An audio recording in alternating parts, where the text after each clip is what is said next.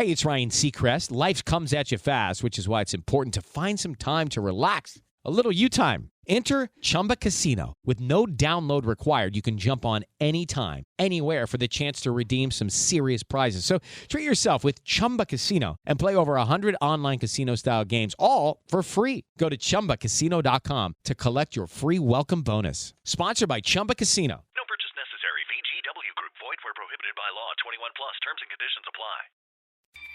This is VOCM Open Line. Call 709-273-5211 or 1-888-590-8626. The views and opinions of this program are not necessarily those of this station. The biggest conversation in Newfoundland and Labrador starts now. Here's VOCM Open Line host Paddy Daly. Well, all right, and good morning to you. Thank you very much for tuning into the program. It's Monday, June the 17th. This is Open Line. I'm your host, Paddy Daly, David Williams. He's produced the program. Let's get the week off to a flying start that requires your participation. So, if you're in the St. John's metro region, the number to dial to get in the queue and on the air, 709-273-5211. Elsewhere, it's toll-free long distance, 1-888-590-VOCM, which is 86. 26. So hopefully you had an enjoyable Father's Day weekend for those of you who celebrate or participate. And the old glory of home ownership. I guess I had the same idea that many people in this area did over the weekend. Saturday provided a pretty good day for some gardening. And of course, it's never-ending battle, but on the way to the dump. So I make my way to the dump, and I tell you what, whether it be bylaw officers or members of the RNC, you would have had a field day at Robin Hood Bay this past weekend. The amount of unsecured loads and stuff blown around was out of this world. In addition to that, the backup of the traffic was right out into the roundabouts. So it was nuts at the dump on Saturday. But the unsecured loads, I don't know why we can't wrap our mind around it. But anyway, there you go. And I got what I wanted for Father's Day. Another bit of Stanley Cup hockey. The Oilers with an 8-1 explosive victory on Saturday night. They don't play again until tomorrow. So, of course, Florida still has a stranglehold on the series. Might take it on home ice, but Oilers fans are encouraged by that result. Anyway, 8-1. Wow. All right, so this week, Canada makes its inaugural appearance in the Copa America soccer tournament. So we know the Euros kicked off last week, and of course that's probably the preeminent tournament after the World Cup, but Copa America is a big deal. So in an effort to be better positioned to co-host the coming World Cup in 2026. Of course, we're co-hosted with the Americans, so we get to play in Copa America. Canada, we're 49th, I think, in the world rankings. Our opening match, we take on defending World Cup champions Argentina, no less. So we've got Argentina, then we take on Peru on the 25th, and then Chile, who's 42 in the world, the 29th in Orlando. So Canada going to play in the Copa America, and they're going to be playing on Thursday in Atlanta. So anyway, we'll leave it at that. All the big stars will be there. Alphonso Davies, Jonathan David, Tajon Buchanan, but Canada up against it in the Copa America. What do you think? All right, a couple of quickies before we get to you. So, as they say, the rest is history. It was on today, this date, 1962, at the U.S. Open Men's Golf Championship, which of course just happened this past weekend. Sunday always lines up with Father's Day. At Oakmont Country Club, Jack Nicklaus won his first major title by 3 strokes in an 18-hole playoff against Arnold Palmer. And of course, 18 majors later, probably will never be rivaled. 1962, Jack's first major. And on this date, kind of sports related, 1994, the world's slowest high-speed chase on an American freeway. It was the classic O.J. Simpson. So he was supposed to turn himself in on this date. He didn't. And then, of course, L.A. police had to chase that white Ford Bronco for an hour and a half on the freeway until he turned himself in. The world was watching this live slow speed chase, 1994. Anyway, and just a quick note on the sports gambling. So there's been a second reading to a piece of private members' legislation that's called Bill S-269, brought forward by Senator Marty Deakin, to try to put some limits on the gambling advertisement. So at this moment, they've done some look at just what percentage of advertisement is about gambling when you sit down to watch some sports. 21% on the average. So they're talking about some regulations, but since the country passed single event sports gambling, it has been just unbelievable. Of course, that was passed back in 2021. You want to talk about it? Let's go. Okay, just a quick note for the folks who are in the potential catchment area for the Kenmount Terrace School, yet to be fully designed and understood and built. The government is still optimistic that it will be open in September for 2026. Okay, so there is going to be the promised town hall. It's going to be on the 25th of June, that's a Tuesday, from 6:30 to 8 p.m. at the Kenmount Terrace Community Centre. Infrastructure Minister Abbott will be there, Education Minister Crystal Lynn Howell, and I believe there is MHA Sarah Studley also at that town hall. Okay, and so last week of school in the K-12. So I think the children are released Thursday at lunchtime. So I've heard a few birdies whisper in my ear that coming in September may indeed be a new policy regarding the use of cell phones in schools. So we know they can be a useful tool when you talk about the delivery of curriculum, but they are a massive distraction. So we'll see what that potential cell phone policy looks like. And then if you want to talk about anything inside the world of K-12, you know me. Interestingly, one thing that comes front of mind when I talk about youth and cell phones in their hand is social media. So it has been fairly helpful on a variety of fronts. I don't think it's going to be, I'll probably end up being a failed experiment, socially speaking. But I read an interesting story yesterday about the United States Surgeon General asking for warning labels to be applied to social media platforms. Now, I think the horse has already left the barn on this front, but he talks about the wave and the trend upwards in troubling fashion for mental health regarding the country's youth. And I think the exact same could be said for Canadian youth. But what's a warning label going to do? Because what we're talking about is very much an addiction. I think it is anyway. It certainly appears to be an addiction. So whether it be akin to smoking or drinking or drugs, yes, social media does have addictive properties, and purposefully so.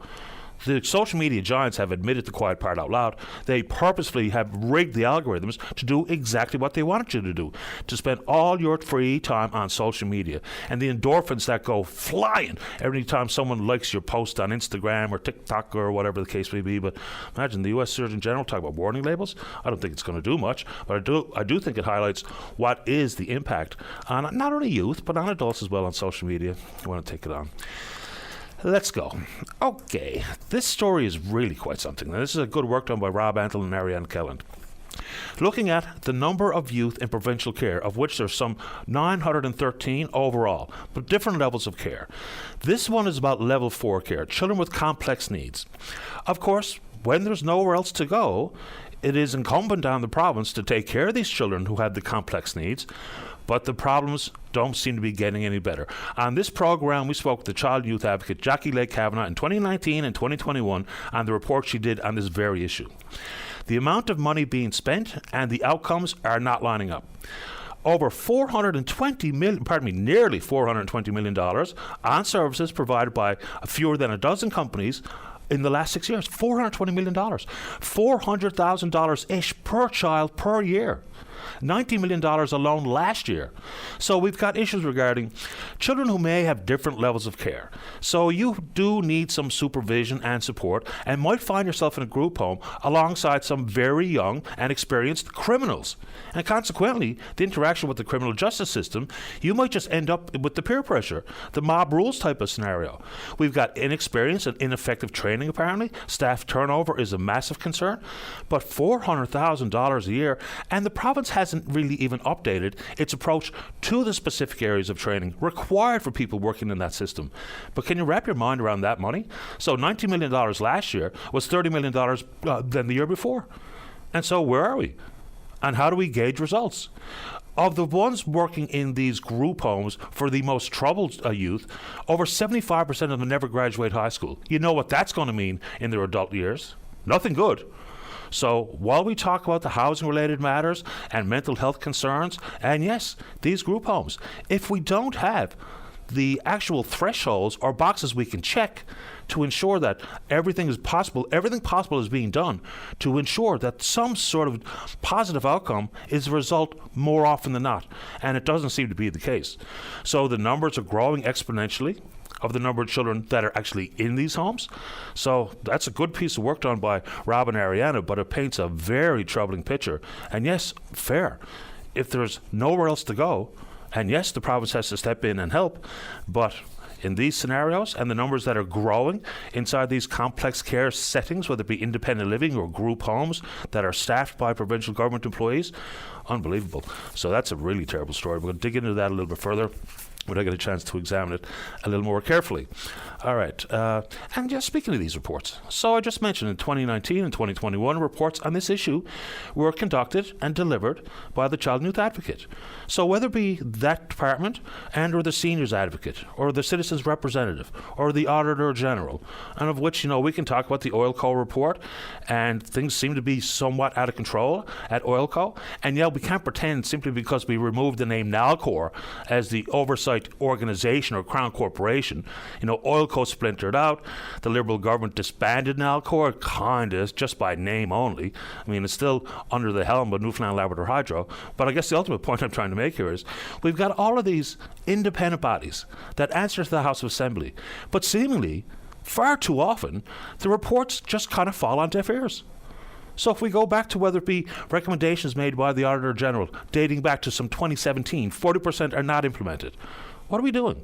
How can we actually give more teeth or authority to these entities? They're doing important work, and yes, it does cost money, of which me and you are footing the bill. But if they're not seeing their work be recognized, understood, and implemented, all pragmatic recommendations coming from these entities, then what are we doing? It kind of gets tiring to read these reports and understand the complexity of the issues that are being dealt with and investigated by the aforementioned outlets, and yet, far too often, nothing happens. Anyway, you want to take it on? We can do it. All right, we've had a couple of callers on this program that live in and around the old Grace Hospital Nurses residence. And on the 3rd of March, when the demolition was ongoing, a lot of the materials ended up on their properties. They were concerned notably with the presence of asbestos. So the province did entertain some testing, apparently. But John Abbott, the Minister of Infrastructure and Transportation, he has said now that the testing is complete and they found that the issue was not substantive. Not so sure that's going to be the end of the story for the folks living in that area. And if you want to bring it forward here this morning, please do. I think there's going to be some further testing. The minister says that if it shows that their initial testing is not exactly entirely accurate, then they'll investigate further. And what that means, who knows? But if there's asbestos has blown from that area onto your property, then I don't know how that could be deemed as not substantive. It'd be nice to understand a little further exactly what that means. It sounds fairly innocuous, but asbestos, the furthest thing from. And on that front, so we were told last week that that site will be the home of a new health and wellness facility. Of course, people need access to health and wellness facilities. But, it's hard to disagree with Jim Dinn or Barry Pettin or anyone else when talking about, isn't one of the prime areas of concern that needs to be dealt with is housing? It really felt like that was a great place to build some population density buildings, whether it be multiplexes or an apartment building or whatever the case may be. And I know it's a congested part of town. But one of the issues with this announcement is that there's absolutely zero detail. Now, they talk about a comprehensive suite of offerings at this facility, but we're talking maybe 5 or 6 years down the road. Add to it, like everything else that we build when we talk about the delivery of health, is staffing. It's fine to tell me we're going to have all these particular services under one roof, but an announcement that has no budget, no timelines, and yet the province acknowledges and has put forward a 5-point plan regarding housing, and yet this site wasn't a site for housing. Not sure I'm connecting those dots, but if you know more about it than me, we can do it. Oh, I meant to mention in the education-related matter, Pam Parsons, the member for Portagrave, was on the show last week confirming or committing that the province is not walking away from Spaniards-based school Holy Redeemer, even though they have not quite yet identified the chemical smell, the source of. And on that front, hopefully everyone's okay who was exposed to some sort of leak of chemicals at the Quinlan Brothers facility processing plant out in Bay de Verde. Apparently something went wrong with the newly installed sanitation system, but I bring that forward because it's not only the chemical and air quality, and we can take those things on, but in the world of processing plants and in the world of the price, specifically for snow crab, even though the union and ASP have told us that they think that the pricing formula that they've arrived at, whether it be for snow crab or lobster or halibut, has settled or solved the ongoing annual spats about price per pound. But the disparity between what harvesters are getting in different regions of the province, some getting $3.60, some getting $3.40, some getting $3.80, people talk about $4, it seems like a bit of a mess. So it sounded right to open up the doors for so-called outside buyers and to enhance competition and free enterprise, as was the rally cry. But now, if you read, look for instance on their Facebook for the Newfoundland, I can't remember exactly what the title of that page is, but you know the one. There's lots of going back and forth. It does not seem, in the world of harvesters, for instance, that they've arrived at any type of long-term solution, because it must be frustrating that if you got a buddy fishing in a different area who's getting much more per pound for his catch versus your catch, then we've just created now, and all of a sudden, unlevel playing field. I understood the concept. I thought they were maybe on the right path, but maybe, just maybe, they've created a different type of problem. And that's the disparity between what folks are getting. All right, a couple of very quick ones before we get to you. I know people are probably interested in this and haven't been calling on it, but it's one of the biggest stories in the country. And it's the bloody report from the National Security and Intelligence Committee of Parliamentarians, NSICOP. This is all about the different political reads of this unredacted report. And most of the party leaders have got the top security clearance to read it. Only Mr. Polyev has not. But Elizabeth May, nothing to see here. Mr. Singh, there's a big concern. And the Prime Minister is such vague comments about such an important matter. And remember, the Prime Minister's office has had this unredacted report since March, and yet little to no action on it. So the Prime Minister says, in basic terms, to paraphrase, there's some concerns. None of this is good enough. I mean, we know politicians do a great job in making a hash of all types of big issues in this country. But this one is bigger than your favorite political party. It simply is. So for the politicians, basically, they just have to get out of the way and let someone like all the party leaders agreed that Justice Hogue was good enough and qualified enough and experienced enough and trustworthy enough to examine foreign interference. Let's just put it in that committee's hands, in that commission's hands. Because I have some concerns, or people are traitors, or I'm not really that worried, there's nothing to see here, there's no current members of Parliament who have been witting or semi-witting and purposefully, willfully collaborating. Or possibly, if you read some of the reports, maybe there's some hyperventilating on the go, but people are throwing around the word treason. And if we can't get to the bottom of it in some actual real fashion, as opposed to politicians putting their quote-unquote spin on it, then we are doing that, spinning our wheels. Very quickly, and this one is semi-related, but when we talk about political scandal, I do find it exhausting sometimes where every type of conspiracy associated with wrongdoing gets the suffix "gate." It was on this date 52 years ago that a couple of unknown DC workers who were in their 20s set in motion the most explosive political scandal in American history. Of course, resulted in the resignation of then-sitting President Richard Nixon. And this is Watergate. So a couple of young fellows. One was an intern from UCLA. He was staying after hours to make some phone calls. They were waiting for the lights to be turned out so they could crash into the Democratic National Committee headquarters in the Watergate Hotel. So one of the lookouts, he kind of got bored with it all, apparently, and he kind of took his attention away from his lookout post and started watching TV and missed the fact that 5 undercover police officers were making their way to the Watergate Hotel. Called by who? A 24-year-old building security officer named Frank Wills. So he checked the door some 45 minutes earlier, noticed that there was some tape covering a latch on one of the doors in the basement, and so he said, he had a sixth sense. So the cops come, 5 men, including a member of the CIA, all work for President Nixon's committee for the re-election of the president. They were arrested that night. And, of course, the work done by Bob Woodward and Carl Bernstein, the rest is history. I mean, they talk about corruption and wiretapping, slush funds, enemy lists, all of these things at the hands of the members of this, I guess, 5 members of the Apple Dumpling Gang. So 1972, Watergate began. Okay, let's see. We're on Twitter. We're VOCM Openline. Follow us there. Email address is openline@vocm.com. When we come back, let's have a great show. Mike's going to kick it off talking about HMP. Don't go away. Welcome back to the program. Okay, let's begin this morning on the top of the board. Line number 1. Good morning, Mike. You're on the air. Good morning, Patty. Welcome to the show. What's on your mind, Mike? Okay, Patty, I'd like to talk a little bit about HMP, and I won't be long on that. But first of all, I'd like to briefly talk about Bishop's Falls Correctional Center out in near Botwood there. I turned myself in February of 24 because I had outstanding warrants for failed to appear, failed to comply, so on and so forth. I spent some time in HMP, which I'll get back to. But I was transferred to Bishop's Falls towards the end of my sentence. I am now out. And HMP and Bishop's Falls Correctional Center is like night and day. Bishop's Falls holds 26 prisoners. They treat you like a human being. You get yard twice a day. The staff call you by your first name. They make you feel human. That's about all I want to say about Bishop's Falls. Now, Patty, society would like to have people going into these places better when they come out than when they went in. With HMP, that's simply not going to happen. Not happening. My name is Mike, and I've been in HMP 3 times over the years. I've been in Newfoundland 20 years. I'm a mainlander. In 1999, I first encountered HMP, and then in 2000, and then in 2024, I was in HMP for property-related offenses. So I get to HMP this year, February, after I turn myself into the RNC,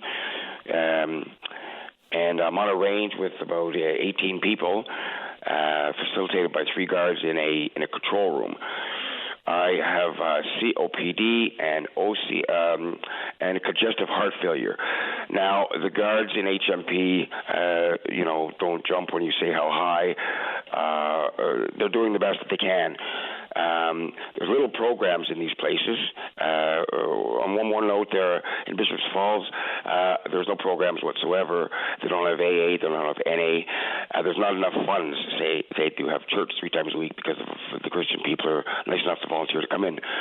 Back to HMP, there is no AA, there is no NA. I was told by a correctional officer that the people on the outside are volunteers that would do AA or NA are terrified to come into HMP. The place is run down, dirty, disgusting, mice crawling around, this, that, and the other.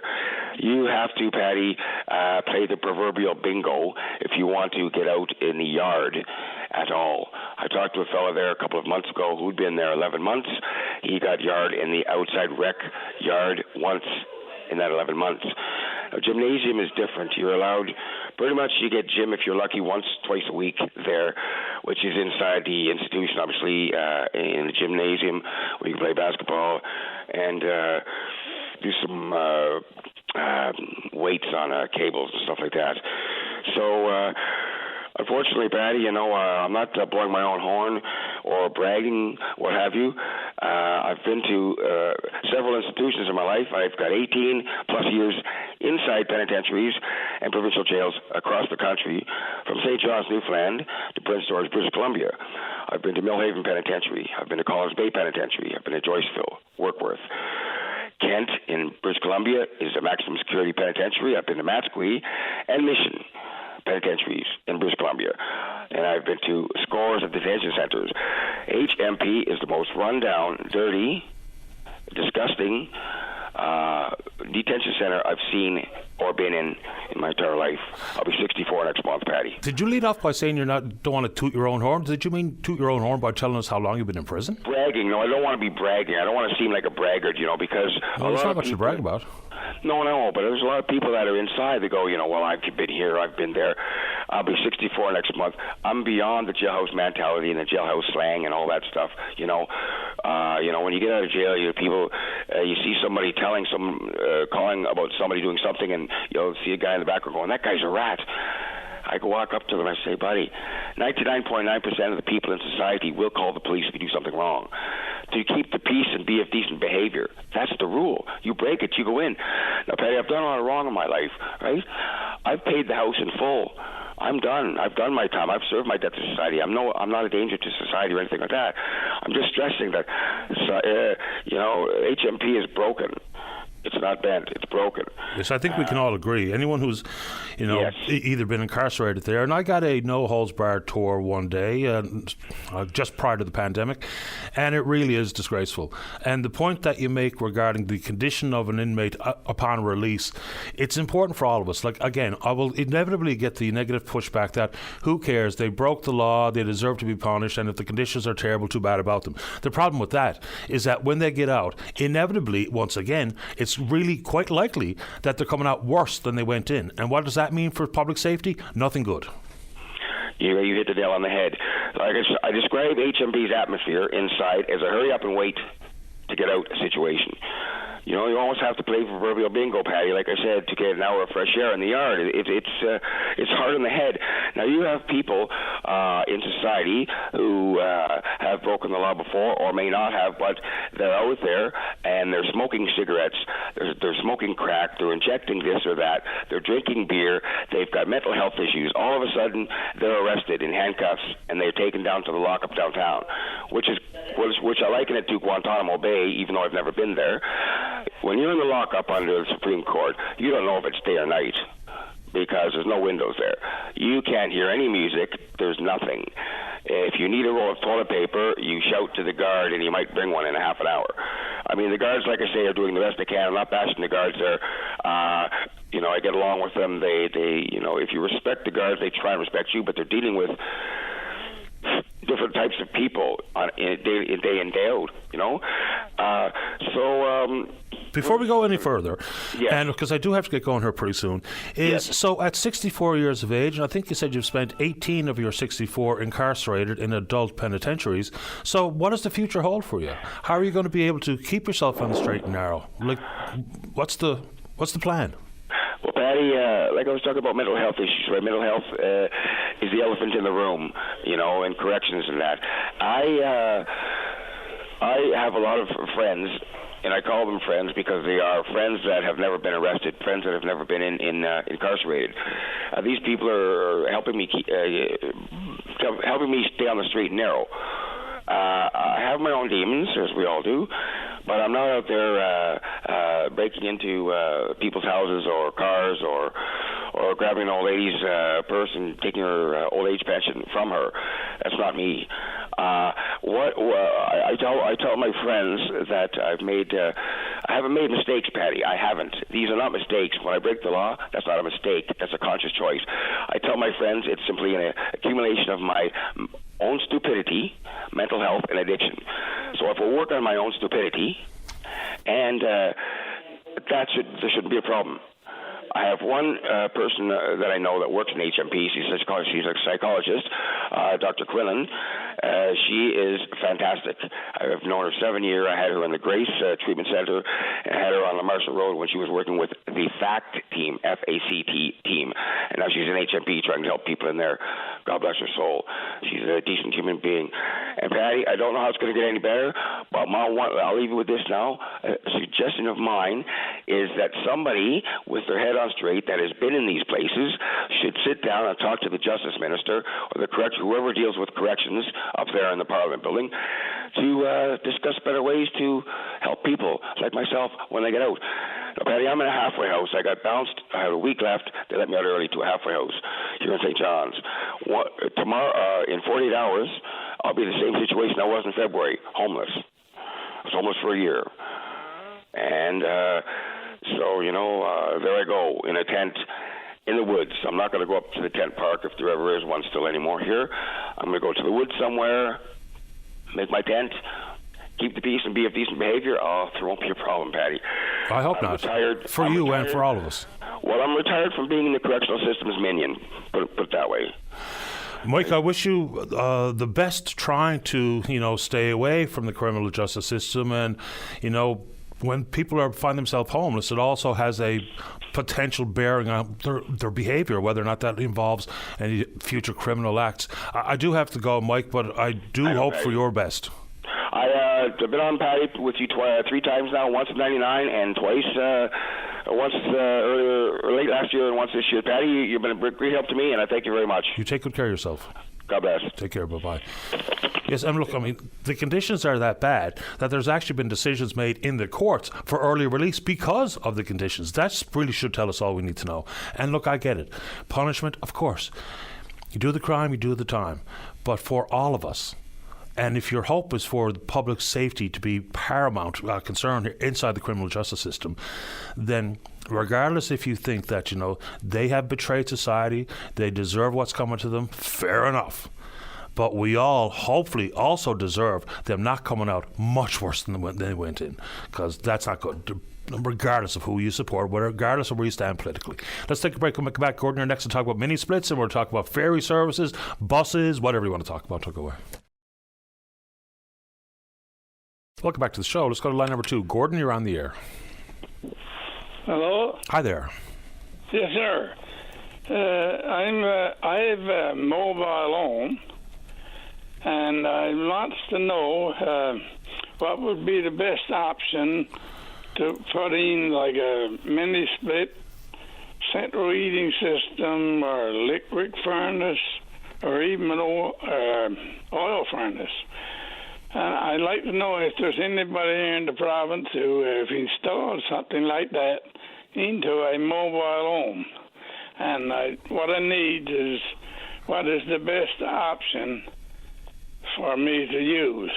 Well, I'd be loath to say what I think the best option is, but there's different pockets of money out there to help subsidize some of the installation of these types of units.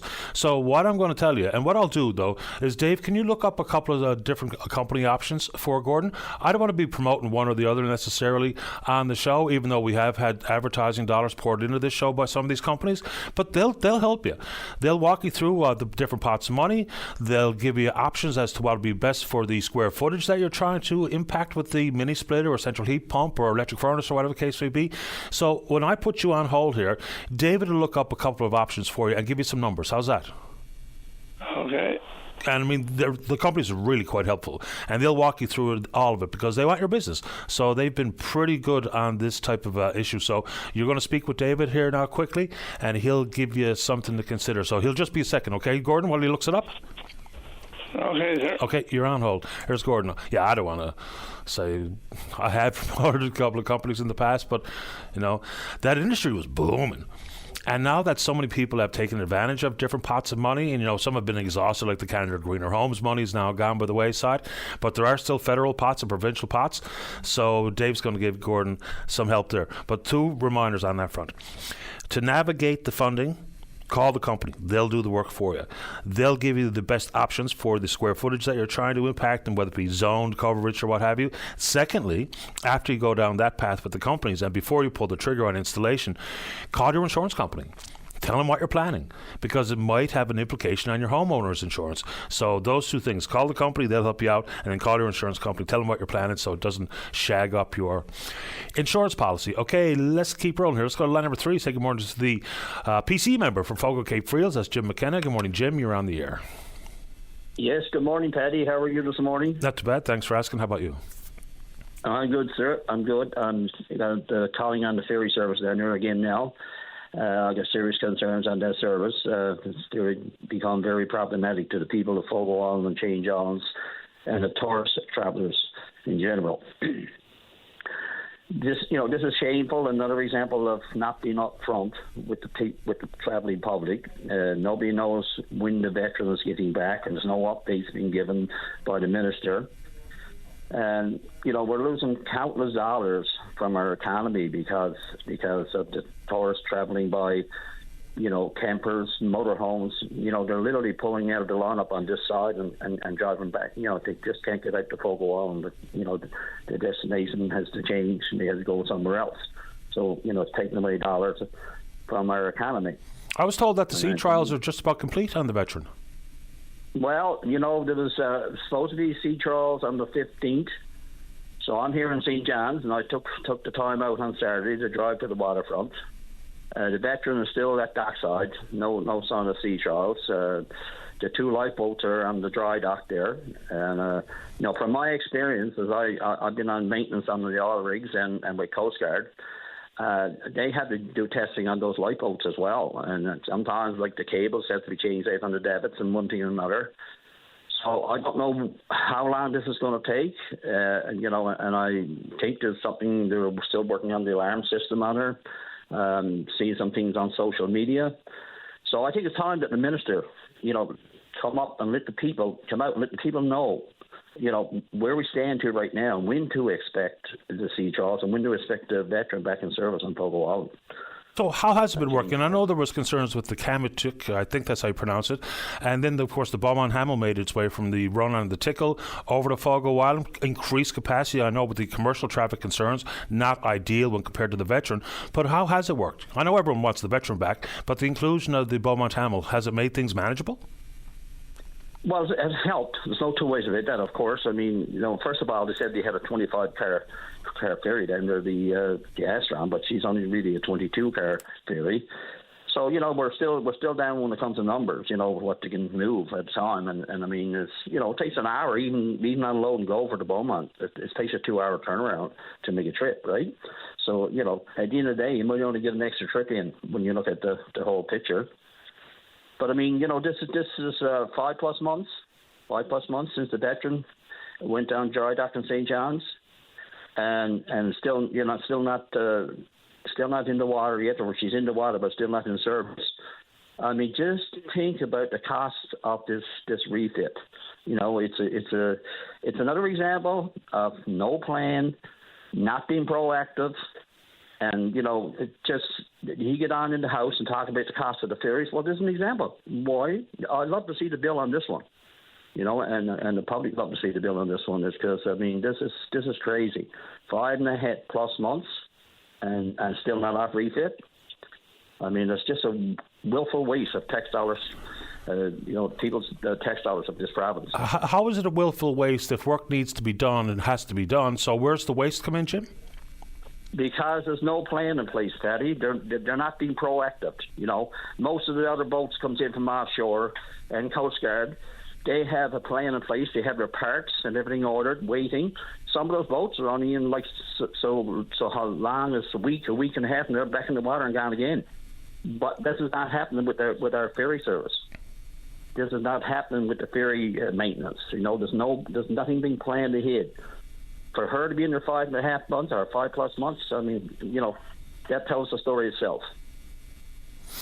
It's certainly, and even when we talk about the timing of scheduled maintenance to be done, exactly when the boats needed the most, also really quite strange.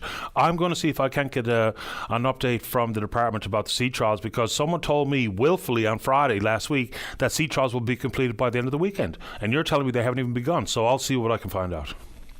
Yes, absolutely, Teddy. And it'd be nice for the ministers to come out and let the people know just where we're to on this and what to expect. I'll see what I can find out this morning, Jim. Appreciate the time. All right, Teddy. Thank you so much. Have a great day. You too. Bye-bye. Jim McKenna is the PC member for Fogo Island, Cape Friels. And, of course, I mean, right from the get-go, there was concerns with the veteran and the Legionnaire, right? Yeah, it's going to take some years to work out all of the hiccups, but just as a reminder, and, of course, it was the PCs of the day that decided to buy those 2 vessels from the dam and shipyard. Then they were bobbing around for quite a long time, wondering whether or not we're going to have to pay a tariff for them to be imported into Canadian waters. The wharfs weren't even built to accommodate the 2 vessels. They sat in St. John's Harbour for quite a long time, dealing with contracts for maintenance and, of course, for the work to be done at the 4 respective docks, or I guess more than that, because you got Fogo Island, Fogo Island, and Farewell, Change Islands, and, of course, the Cove and the Bell Island side of the Tickle Run. So strange all the way around. Let's go line number 4. Renee, you're on the air. Good morning, Patty. Good morning to you. I want to call because Metrobus is apparently, according to their notice, permanently removing our bus stop at the top of Longs Hill on June 24th.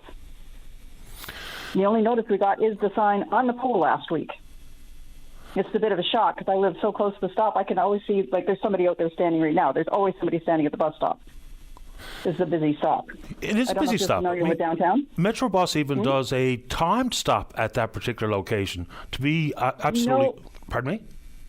I don't think it's timed at the top of Longs Hill. It's timed at the convention center, and it's timed at Freshwater and Parade going the other way. Don't they pull in right in front of that old Scotiabank right there at the top of Longs Hill? You're talking about going the other direction, heading towards downtown. It's a real goofy thing at the top of Longs Hill because they have to turn right off of Parade onto Freshwater, then left onto Cookstown, and left onto Harvey Road, and then they go downtown. And it's when they're coming back from downtown, they come up Longs Hill, turn right on Parade, and head back to the university. Right. So this is the direction going towards the university, the Avalon Mall, Kelsey Drive. It's a big route. Oh, absolutely. And every time I'm in that neighborhood, you're right, there's always someone at the bus stops in that area. And, people have concerns with the one outside of the gathering place, but this one's news to me. So have you tried to ask Metrobus directly as to why this is happening? Because it seems to be a busy stop. Yes, I phoned them the same day I saw the notice. I was like, why on earth would they take the stop out? And they said the reason was safety. And I said, in what way? And they said, well, people are trying to board the bus at the light. There's a very long light at the top of Longs Hill. And I'm like, well, isn't the driver in control of the door? So they actually don't get on. And he told me that the reason people are trying to get on is because they can't access at the bus stop because the bus stop isn't plowed out. And to me, that's a city issue. That's a separate thing. But that's true at a lot of stops. So that was the reason it was quoted, was the union doesn't want to stop there because it's a safety issue from people standing in the street. And as I say, that happens at most of the stops that I frequent in the winter, is that we have to stand in the roadway because there's a big snowbank to climb over from the sidewalk. But in any case, they're taking away a very busy stop, and the next nearest one is way down the bottom of Longs Hill. I don't know if you're familiar with Longs Hill. Oh, yeah. Yeah, I'm a Downie. Yeah, it's quite steep. It's quite steep and slippery in the winter. And, I mean, the people in my neighborhood, we're talking a lot of elderly people with disabilities. I have a neighbor that walks with a cane, another one who has to take the GO bus if this is gone. Yeah, I mean, you think with issues that are in Metrobus's control, like if you're going to put up a sign to say that the route is going away or the stop is going away, you can also put up a sign warning regarding safety. And if it's about climbing over snowbanks or what have you, just like what Canada Post has to clear out the super mailbox, then Metrobus should be responsible for clearing out the bus stops. So Metrobus isn't now. Metrobus has actually solved this with the city. They are not responsible for clearing the sidewalk. That is on the city. No, I know, but I tried to make a relationship to Canada Post. Like Canada Post hires contractors to plow out my mailbox, but yet I have to shovel out my own fire hydrant. It's kind of disconnect. I know. I'm thinking here. I get you there. But yeah, I mean, it's not just going away in the winter. This is going away, period, permanently. And it says right on the notice in red, permanently removing this stop. And I mean, as I say, it's a shock. It's a very busy stop. And for the elderly in my neighborhood to get to the next stop is too arduous. You're going to get more isolation of people because they can't get around from their neighborhood. And this is not a high-income neighborhood. This is a place where somebody's not just going to take a cab. They don't have a car. I don't have a car. It's elderly, students, people with disabilities. And I guess it's too much of a hassle for them to stop here. Yeah, I mean, I understand safety concerns, but do you happen to know if there's actually been any sort of incident that has led to this?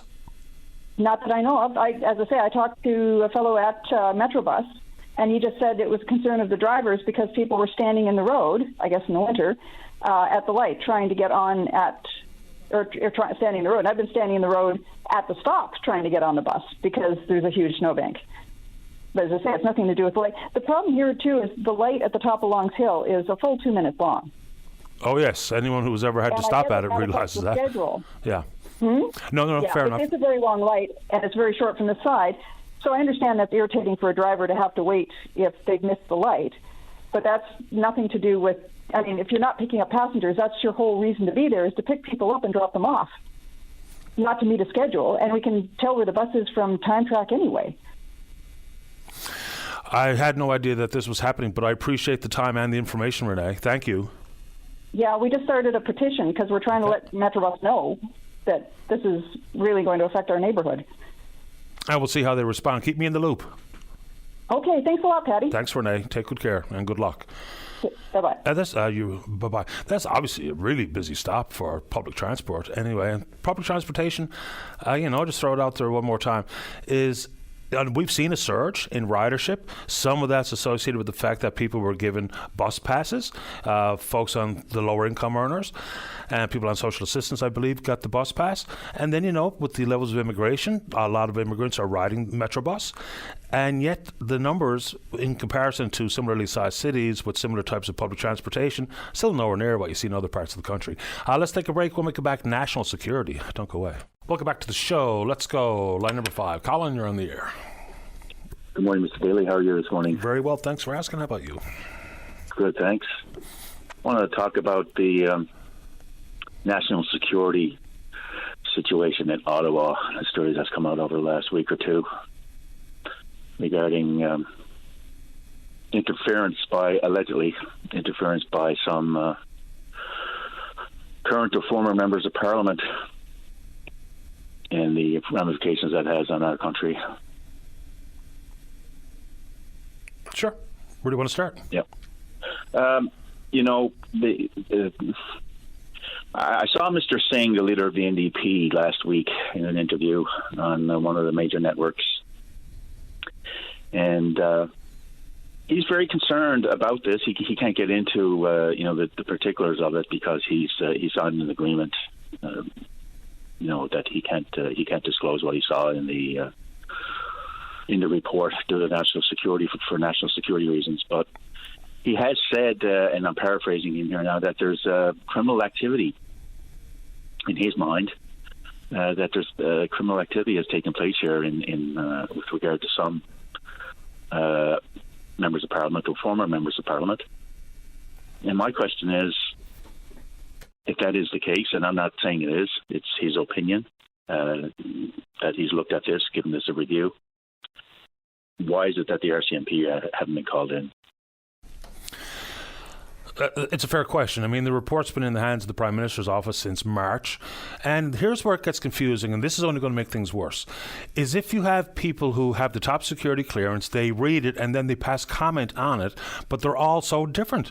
So all of the leaders, except for Mr. Poilievre, have the clearance. Just about all of them have read it. I believe Blanchette's supposed to read it this week. So Miss May, leader of the Green Party, nothing to worry about. She's quite relieved. Mr. Singh, the exact opposite. The Prime Minister, there are some concerns. What does any of this mean? So, of course, people's minds are going to go to the worst case scenario, and it'll be thoughts of cover up on behalf of one party or another. We have no earthly idea what party any of these members belong to. And, it's highly unlikely that there's a lot of coercion or collaboration or criminal behaviour on behalf of some parties, like the Greens. What does a foreign government have to gain by dealing with the Green Party? And that's not to disparage the party, but of course they've had a minimal presence in the House of Commons forever. I mean, the high watermark has been 2 members, one in a by-election one time. So I just think that this belongs inside the Hogue Commission for now. And if there is any need for law enforcement to investigate, and people, look, if you're just going to say, well, I don't trust the RCMP, well, who do you think we should get involved in here? I mean, because if you don't trust CSIS, you don't trust the RCMP, you don't trust provincial law enforcement agencies, then what? Because this cannot be the end of the story. We can't have the vagaries of political commentary being the be-all and end-all here. There's too much on the line. Absolutely. And, with regard to Elizabeth May, the leader of the Green Party, and Mr. Singh, the leader of the NDP, both of these people have looked at this document. And as you state, they've come to vastly different conclusions on the seriousness of this. This is like some sort of political national security Rorschach test. It's all about subjective interpretation here. It's just confounding to me. You have the Prime Minister who's not saying very much about this at all, and he's deflecting in a lot of news conferences that I've seen. He's just ignoring the issue, in my opinion. And then again, you had the leader of the official opposition who has refused or declined to sign on to any agreement that he would be bound by the terms of national security, so he wouldn't be able to disclose it. Poilievre has taken the, I see no evil, hear no evil, and speak no evil. If I don't look at it, I can't comment sort of approach, which is, I find that rather disturbing for the Prime Minister in waiting in this country. He wants to be the Prime Minister. He has to look at this and see what's going on. If he doesn't look at the document, he can't make any comments. Anything that he just says is useless, really. Well, I mean, there's a political calculation at play here.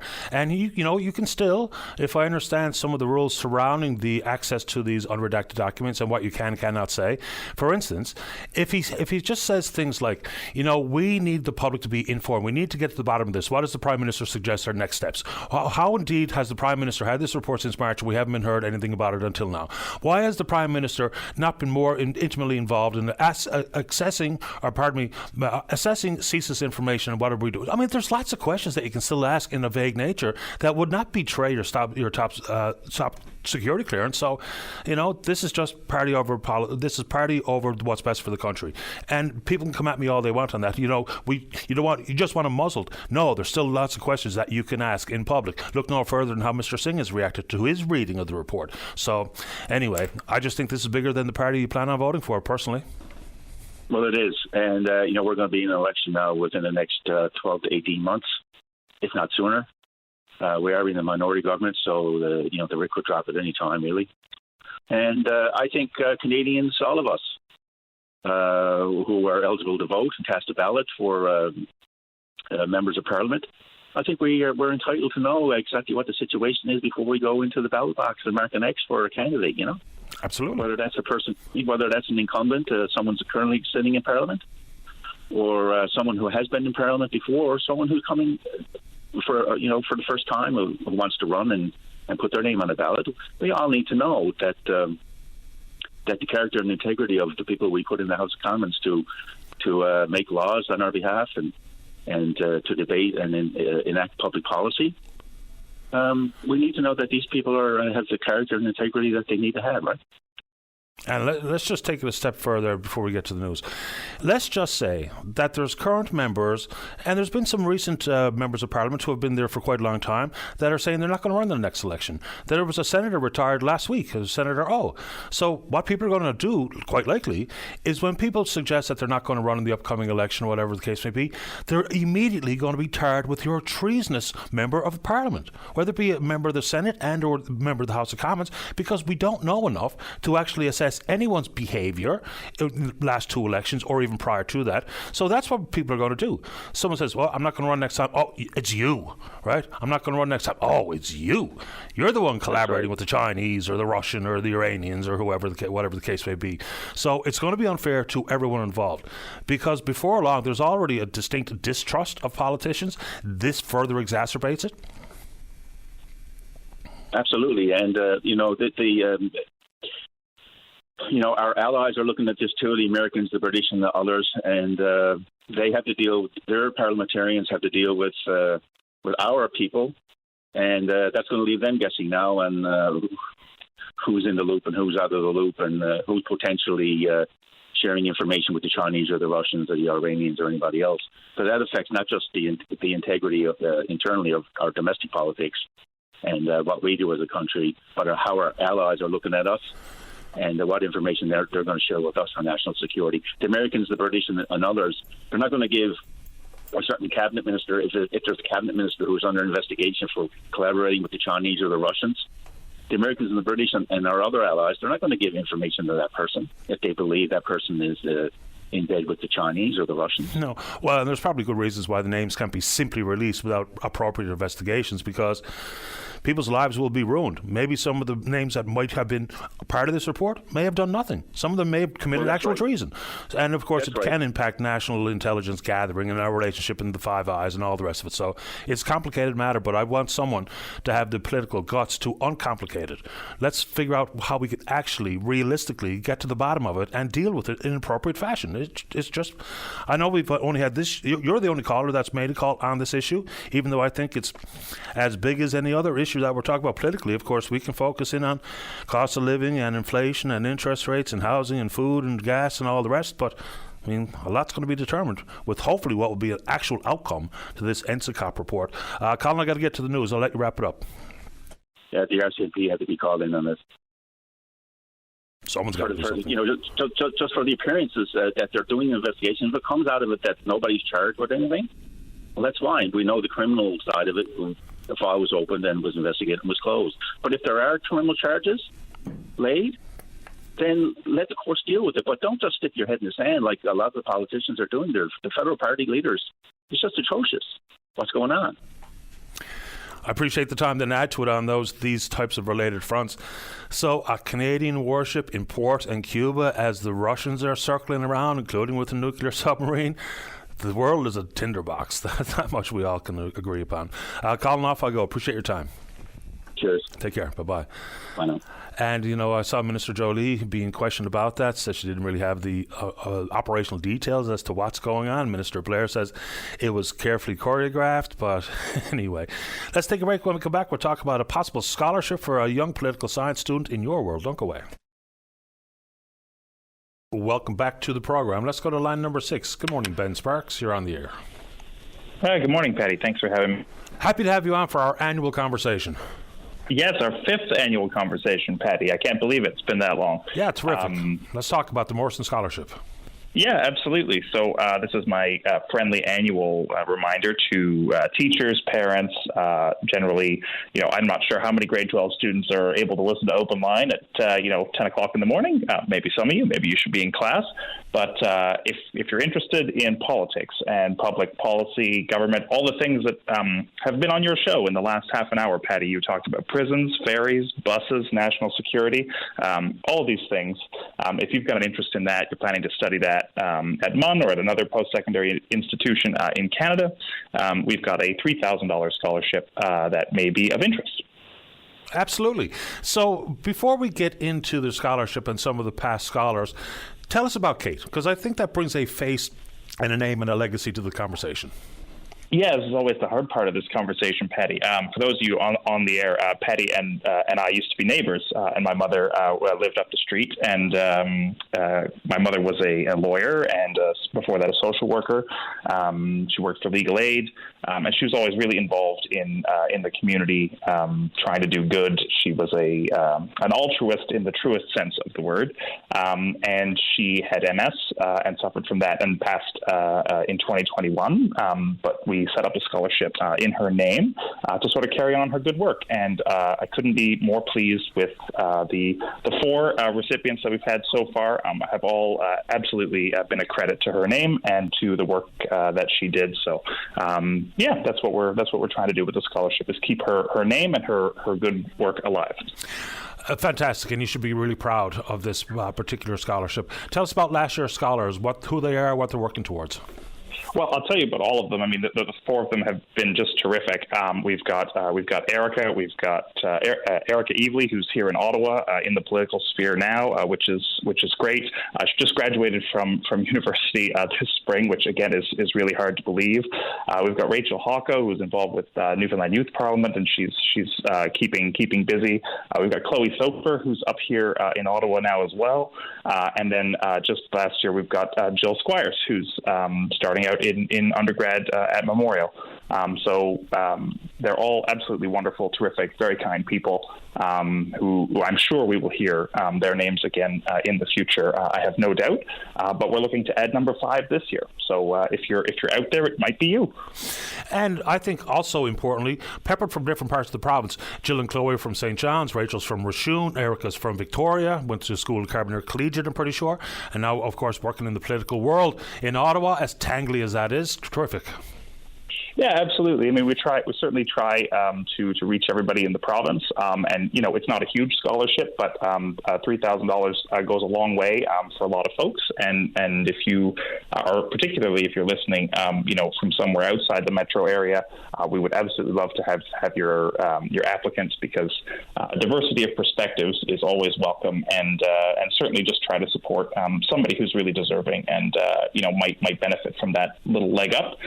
And as you said, go places, whether that's Ottawa or Federation Building or wherever you want to go. Just lend a hand. And of course, when we talk about different perspectives and different life experiences, it leads to better policy creation, leads to better governance. So I would also throw that into the mix. So what's the application process look like? What should people be aware of? Yeah, so each year we sort of try to do a creative assignment. I know writing a 20-page essay for a scholarship is not super exciting. So each year we try to do a different topic. We've done health. We've done voting. This year is about actually civic education. So, one of the great things about your show, Patty, is the civic discourse that happens on here. And, you try your best to point people in the right direction. But we have a real problem, not just in Newfoundland, although I would say it's particularly acute in the province, but across the country in terms of civic education, and really when people understand the system that they live in and how they can interact with their government and which level of government is responsible for what program, it's a lot easier because you can actually effectively engage with that. And so I think we need to improve that. So this year's assignment, folks are asked to write just a 2-page memo, basically, to provide their ideas for how we could improve the civic education curriculum in Newfoundland. You also have to provide a CV, answer a couple questions. It's a Google form. The kids figure this out pretty easily on the website, but the website is morrisonscholarship.ca, and you can find all the information you need there. The deadline is the 28th of June, so it's coming up in just over 10 days. You want to share some inside baseball tips as to what makes a good application? Yeah, absolutely. I'll go back to my comment about, a 20-page application. Less is more. I find, particularly if you're going to work in government or really anywhere, even in the private sector, I'm sure it's the same thing. People don't have time to read 20 pages of your thoughts. You got to get right to the point, be succinct, be clear, make a clear recommendation. And obviously be creative and make your point, but less is more. yeah, you'll go very far in the world if you can write something short, concise, and to the point. Yeah, because all of our collective attention spans have suffered, I think, so that's probably pretty important. Ben, I appreciate the time. Anything else you'd like to offer before we take a break? No, I think that's it, Patty. Thank you so much. And like I said, if anybody has all the website, you can get in touch with us. It doesn't prejudice your application to ask a question or to wonder how to do something.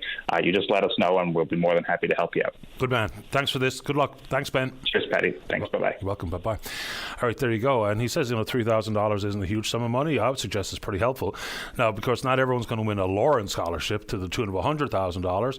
I remember it was just last week it was announced that a couple of high schoolers here in the province were awarded some $70,000 scholarships for their work regarding food stability or instability. So those are pretty generous scholarships. Just a quick update on the veteran. Big thanks to one of the listeners who sent this along.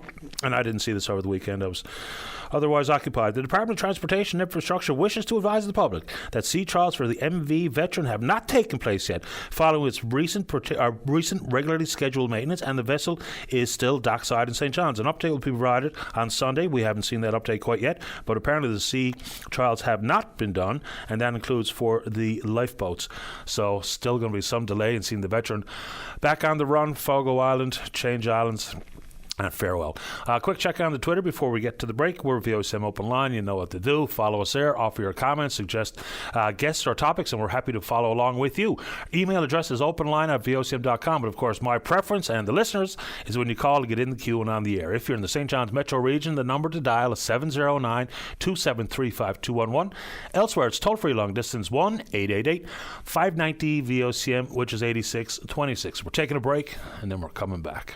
Welcome back to the program. As usual, sometimes I find it maybe amusing, possibly confusing, that when I'm reminded via email that there's certain topics we haven't been discussing, and the couple of emails that have floated in this morning on that front is about the proposed wind proposals onshore and the possibility for offshore, of course, of both of which we've talked about extensively and happy to do so into the future.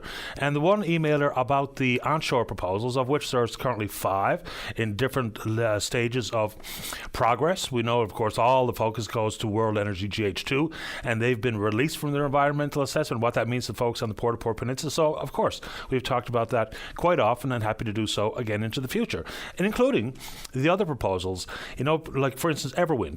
Everwind is pretty advanced in the province of Nova Scotia with their hopes to do the exact same thing they're proposing here. Of course, that's harnessing wind power with these massive turbines, electrolysis for hydrogen, and then, of course, to use ammonia as the chosen vessel for transportation. So, yes. And again, we are told, and I think it's probably going to happen sooner than later, that the amendments to the Atlantic Accord are going to be in place to allow for offshore proposals to come to the province. We've been told many times by Minister Parsons that there have been plenty of these companies kicking the proverbial tires here regarding the possibility for offshore wind. And so, yes, absolutely happy to take those on. Also was asked if there's any attention being given to the wildfires that are happening in Labrador. Happy to take it on. And of course that leads to a bunch of different tangents associated with wildfire season, of course, and here we are. And now with the weather heating up and the place drying up, hopefully everyone's responsible enough with their own potential to start one of these wildfires, but there's 7 in Labrador, 6 are deemed out of control. I think the next layer of that conversation is about the province's water bomber fleet. We know it's a number of years ago, one of the 5 water bombers struck a rock when collecting water and has been out of commission ever since. Still no firm understanding as to whether or not that's going to be replaced and at what cost. We know that based on prior issues with the water bomber fleet, that the insurance premium was, the amount of money that we had to pay to kick in the insurance was $10 million. The government deemed that to be not responsible spend of money, which is a funny thing to say out loud. But, so, once again, if we always had 5 and now we're down to 4, if we ever needed 5, don't we need 5 into the future? There is also an issue and concerns inside the fleet of water bomber pilots and the numbers that they have. Now, apparently there's been some hiring on that front to alleviate some of the strain on the province's water bomber pilots, one of which communicates with me quite frequently. Obviously really talented at what that person does. I watched with my own eye the way that they handled the fire right across the street here at Kenmount Terrace. The precision with which these water bomber pilots perform is truly amazing. So hopefully these Fires up in Labrador can be brought under control. Apparently, the fires have impacted some 14,000 hectares of land. And now that I say hectares of land, it reminds me to go down the road of agriculture and food production. We drastically underestimated the amount of food that's being produced here in this province, and a lot of that work has been done by Dan Rubin and his team at the Food Producers Forum. But again, when we know that there was thousands of farms on the island at one point, and that's been reduced in large part because of the big mega farm and the massive corporations that have really drowned out the mom and pop type of operations. So when the province said they were releasing some additional 64,000 hectares of farmland, not a whole lot of progress has been made on that front. No, I know it takes time to clear the land for agricultural purposes. I know it takes time to come up with a business model and the capital to get a farming operation off the ground. And yes, we have indeed produced much more than we ever thought, because remember, we all use the same numbers, right? We only produce about 10% of what we consume, which is pretty inaccurate. It looks like that number is basically about the retail side as opposed to actual food production that happens on the ground. And on that front, I haven't heard much in the way of municipalities, individually or at MNL, talking about doing away with some of the guidance that's been offered by old British legislation, which is decades old and completely out of date, completely antiquated, and most municipalities are being guided, in principle, by that old piece of imported British legislation, which kind of makes no sense if you think about it and say it out loud. So anything inside of that world, and of course, when we talk about land, brings me right down the road that we've tried to cover many, many times regarding the inaction on Crown lands. So just on the very last day before the House of Assembly closed for the summer season, they did have a unanimous consensus of a resolution that was on the floor to do something about Crown lands. Now, it's kind of empty and doesn't have any real teeth or any actual details about what do more and do it quicker means regarding Crown lands. And just because they're not sitting for the summer doesn't mean that we can't continue to try to hold government's feet to the fire to ensure that the white paper is full of all the necessary legislation that needs to be debated and passed on the floor of the House of Assembly, and that absolutely will include Crown lands. We talk about just some of the poster children for, or poster people for the Crown lands issue. But again, if you have ever gone to the government's website and looked at the land use atlas, then the amount of Crown land that we have, whether it be individuals' homes and or businesses located on, and possibly some farms, like one of the guys that chimes in on the Crown lands issue is indeed a farmer, and it's a massive one. All right, just quick. When we have had many discussions, and some really good discussions last week regarding mental health, mental illness, mental well-being, there's a story I read this morning that I think deserves some attention, and it really stems from an attempt to take one's life. And I'm not 100% sure how to pronounce this young lady's name, but it's Niamh. So is that Niamh? Niamh Sullivan, 20 years of age. Just 3 months ago, she tried to take her own life. And just 3 months later, she plans on hiking all 336 kilometers of the East Coast Trail, raising money for the Centre for Addiction and Mental Health. So bravo, Niamh, if that's how you pronounce your name. If not, I apologize for mispronouncing it. And if you're so inclined and you're listening to the program and want to share your story, because when we shared the personal stories, it's not in an attempt to normalize severe issues regarding attempting to kill yourself or to die by suicide, but it's the recovery. It's the inspiration that can be brought to bear with how you got help, what kind of help has been working for you, and then, of course, to turn the tables and to say that over the course of some 14 to 15 days, going to hike the entirety of the East Coast Trail, 336 kilometers of. And we know this is the 30th anniversary of the East Coast Trail. They did have a pretty successful fundraising effort there when they had, it was National Hiking Day or something or other. People were asked to bring a donation. They raised a significant amount of money to update the infrastructure that is part of those 336 kilometers. Last one, and this one is aimed at Central, specifically Gander. So there's no decision coming until sometime late this summer about air ambulance. We know that the ground service has been integrated as of the 1st of this month, and haven't heard, that there's any problems therein. But we had some 60 different contracts in play for ground service, and of course it just makes all the sense in the world for it to be a one integrated system, all working under the auspices of NL Health Services and the Department of Health and Community Services. So still, there has been some concerns whether or not that was going to mean fewer fewer paramedics, fewer ambulances, or more. And we know it's going to be basically working from the hub and spoke model. And it does do away with some of those jurisdictional concerns that if an ambulance in a smaller part of the province had to leave, say, for instance, to make its way to St. John's, and that area left without an ambulance, and some of the contractual restrictions that were in play, they've all been removed at this moment in time. So hopefully that's making things more manageable. And of course, for folks living in smaller communities with paramedics that may not be intimately familiar with your community, it's a thought that we need to do more to put civic addresses in place, because it's one thing to say, I need an ambulance. I live in the White Cape Cod, 10 houses down from Nanny Smith, and I got a blue fence. I mean, that's not the accurate information we kind of need for dispatchers and for paramedics on the ground. So civic addresses absolutely should be part of this conversation. And regarding the air ambulance, and the concern basically regarding Gander, is the recommendation in the report, and there's two unnamed companies now that are being considered or under evaluation for who might get this air contract.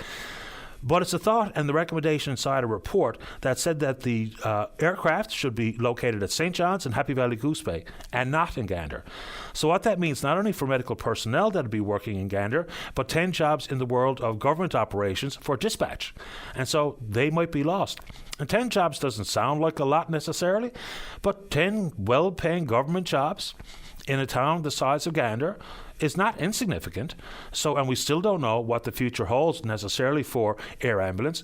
We do know that it's going to be privately maintained and operated and staffed. And the government, for some reason, was told that they should not be in the business of fixed-wing aircraft and or rotary wing or helicopters inside the world of delivering air ambulance transport. So why that was the decision or the recommendation, we have no earthly idea. Let's check in on the Twitter. We're VOCM Open Line. You know what to do. Follow us there. Email address is openline@vocm.com. And of course, no issue too big, no issue too small. If it's something that's important enough for you to want to join us on the program, then we're happy to take it on. Just like this call on line number 2. Good morning, Randy. You're on the air. Paddy, how are you this morning? Doing okay, thanks. How about you? Well, not too bad. Paddy, you remember last year when I called about the CRA? Remind me. Well, he made me wait a year to get my COVID-19 benefits. Oh, yes, okay. Now I do recall. Yeah, and I made up the poem to CRA, but they don't want to pay. Back in February, they put me on delay. And Linda Swain let out the big laugh. But anyway, they're doing the same thing with me now. I applied for Canada Pension Disability benefits back in November. They got all of my medical records. So I got 2 letters, one dated the 8th of November, the other one's dated the 25th of November. And it says on that 90 to 120 days to make a decision. It's 203 days a day. I just called them that time now, and everything is scrambled. What does that mean? And he said that, I can't even, it's just, it's scrambled. And all I can hear is 16, right? And because they got it on the 25th of November. I can't hear nothing else, and then he says that they're still working on my claim. So right? It's 203 days today, and the letter states 90 to 120 days. They got all my medical records, right? I mean, I hurt my back in when I was 28, 35 years ago, and I started anxiety started when I was 14. And that went on until 2019. That's 45 years. They got all my medical records. I don't know what the problem is. I'd just like to know whose hands my disability claim file is in. It'd be helpful. So have you tried, for instance, talk to a constituency assistant but belong to your member of parliament? Well, I'm after doing everything. Last year, Sharon Trigers, I remember for here. I was over to a dear friends the other day. There, I mentioned his name, and a cousin of mine, I was over to our cousin pretty well, and he said, "Oh, that's his name, isn't it?" but anyway, no, I called McGillivray Law. Okay. I called McGillivray Law, and they know all about it, right? Yeah. And so, what do they have to say? Well, they said, wait until you're denied. But I just got a message. I just heard, because I put in my social insurance number, my date of birth. And it came up, right? And it said, it's scrambled, and it says 16th, and they're still working on my claim. Yet the letter states 90 to 120 days. Now, it was 203 days today. And last year, they made me wait a whole year to get my COVID-19 benefits. Yet 1,500 to 2,000 people living outside the country receive COVID-19 payments, and 200 employees of the Canada Revenue Agency, right, while they were working, took COVID-19 payments, and they were fired. So anyway, right? Yeah. Yeah, I know that story, which is completely and utterly ridiculous. I mean, there's lots of stories that we can talk about regarding how quickly the benefits are put together and the lack of oversight for monies that went out the door. People focus all the time on the Canada Emergency Response Benefit, the CERB, and not nearly enough concern regarding the wage subsidy, which was completely abused by countless companies. Exactly. That's right, yeah. Anyway, keep me in the loop. Hopefully they can figure it out. I would have no earthly idea where it is, but if there's a turnaround time... It's in someone's hands, sure. Right? Yeah. I just like to know whose hands is in, so I could break them. Or you could at least get an update. No, but I mean, this is too much, right? Sounds like I mean, I had to get on last year, and see, when I did that last year, they red flagged me, right? But I look, if you can't handle the truth, if you're that childish, you can't handle the truth, well, maybe the children wait and find another job, hey? Right? Yeah, I mean, right? It's got to come with some... Remember, I said to you, maybe you should bring in the IRS to straighten out the CRA, and you said, no, I got to body down the states. They're just as bad. The IRS is the behemoth. Real mess. But anyway, you got to have a lot of patience, hey? Yes, sir, I'm familiar with that. Yeah. I appreciate the time, Randy. Good luck. Keep me in the loop. Yes, all the best. And out here in Lewis's Cove today, down here on the Butte, it's just gorgeous. Love to hear. It's nice in town, too. Oh, right on. Perfect. Yeah, it was actually a pretty nice weekend, but fingers crossed that continues now, because we had a couple of weeks there it wasn't fit. No, well, see, that's Caitlin weather, hey? Yep, pretty much. Yeah. Okay, buddy. Nice talking to you. You too, Randy. Good luck. Okay, buddy. Take care. You're welcome. Bye-bye. Yeah, bye-bye. And in this side of the world of disability, whether it be CPP disability, and of course an announcement last week that is welcomed by folks who are members of the disability community, is an increase in disability benefits. And we know at the federal level, in the most recent budget, there's $200. Advocates around the country were thinking that number should be $200 a month. Advocates around the country were thinking that number should be $1,000 a month, but there's been a bit of a backstop added by the province. The announcement last week was that residents between 18 and 64 that qualify for the federal disability benefit and have an income below, I believe the threshold was $42,000-ish, gain access to this program, which will put an additional $400 in their pocket. So that brings it up to $600, which is much better, obviously, than $200. But then there's also the issue regarding the Registered Disability Savings Plan, I think is what it's called. So an annual payment of $1,200 on top of the income benefit. So the the eligibility for the disability benefit period is 18 to 64. But for payment into the Registered Disability Savings Plan, it's up to the age of 49. So those are two different numbers based on this updated disability benefits and or the savings plan that was announced last week. Also, in those same stories, I'm pretty sure they made reference to the labour market development monies that have been reduced here in the province. So those two issues are absolutely up for discussion, or whatever you want to talk about right after this. Don't go away. Welcome back to the show. Let's go to line number 1. Good morning, Mary. You're on the air. Oh, hi, Patty. How are you? Doing okay, Mary. How about you? Patty, I want to speak about drivers. I mean, I'm in shock today because I was out yesterday evening for a walk on Larkall Street, and coming back, this car, it was like a sports car to me. It made the turn there by the light, Paddy, and I mean, I was only inches away. He went right up on the sidewalk, Paddy, with narrowly escaping me, went mad over Larkall and down Vinicum and over Baird and mad up Thorburn Road again. And I mean, Paddy, it's ridiculous what's going on in that area, and nobody seemed to care. There a while ago, I went home, and this policeman had a car stopped, and I waited till he gave him the ticket or whatever. So when he did, I went and said to him, I said, you should be around here more often. And he said, like, right sarcastic, I'm here now, and bad drivers are everywhere. Well, I said, that finished me with them. But anyway, Paddy, to make the long story short, I could have been killed today. And they talk about crosswalks. You have the right of way when you got the walk sign, but you'll step on the core cross and then someone else will come on the outside. Now, I'm in a dangerous area, I know, but that's not the thing. Drivers out there everywhere, it's ridiculous. Same way on Thorburn Road, coming out on the mall there, you used to be able to make the left turn. You can't do that anymore, but if you're coming off of one of the side streets and you see you're in the Clare coming up Thorburn, next thing you know there's a car on top of you because they made an illegal turn off at the mall on Thorburn Road.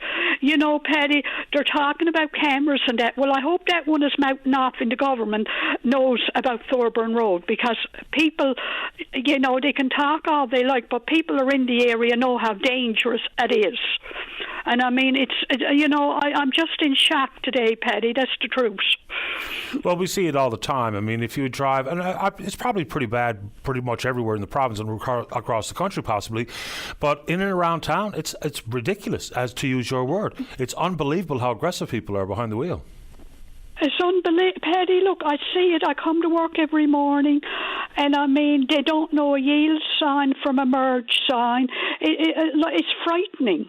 And they go through the red lights, and there's no good at putting down speed limits because nobody looks at a speed limit today. They don't do it. They don't know what that is. And I mean, it's pretty. If I wasn't alert and used to my areas, well, I wouldn't be alive today. I tell you that. It's scandalous. I know you can't have a policeman on every corner. I realise that. But something has to be done on Thorburn Road. Has to be done before there's someone killed. I mean, it was never as bad till they built that bypass road up there. Now it's out of control. And I mean, if I remember correctly, there was someone struck and seriously injured at the crosswalk right there by the Tim Hortons on Thorburn Road. Not that long ago. There's always somebody getting knocked down, Paddy, but it's not reported. And up there where you come across O'Leary and Lark, all that light, there's always somebody getting hit or accidents or something. I mean, I see it all the time. You know, it's just outrageous, Paddy. I mean, last night, really, I couldn't sleep or nothing, thinking, well, my God, you know, I could have been he couldn't help but kill me the rate he was going. I think it was something like a sports car or something. I don't know, but I said I have to call and tell that. Well, I'm glad you were able to call and didn't get struck and hurt seriously or killed by that person driving around. Yeah. I'm glad you're okay, Mary. Anything else you want to talk about this morning? No, Paddy, and I really appreciate you listening to me, Paddy, because I'm really upset. Thank you. Hope you're going to be okay. Bye-bye. Bye, Mary. Bye-bye. And, you know, it sometimes feels like those, you know, general small talk conversations, the weather, traffic, those types of things. But, I mean, take it from me. The way that the motoring public behaves, and not everybody, but a significant number of people in St. John's and surrounding area is complete and utter madness. It really is. And I've heard pretty much all negative reaction to the province's introduction of 10 additional speed cameras this coming summer, and hopefully they're in place sooner than later. And, you know, people could talk about privacy and we don't have front plates and the numbers of people with the peeling plates, and they're legitimate concerns. Because if we know that I think it was some 86% of drivers that were captured by the speed cameras of Mount Pearl and Paradise in the 3 months of last year, of which there was 94,000 warnings were issued, now there will be tickets, so cost recovery doesn't seem to be a problem. But for the 14% that had an illegible, unreadable license plate, that is an issue, no doubt about it. Because if folks know that they have one of these plates that all the paint or the lettering has fallen off, that they can't be caught by a speed camera, what's the likelihood they're going to turn in their license plate, which is free of charge, to get a new one? Probably very, very slim. So what's the need there? I would think there's a way we can deal with that, is if there was simply an announcement that said, starting today, you have, pick a number, 60 days to swap out your license plate. And after you're seen with one of these illegible license plates, 60 days from now, you will automatically get a ticket.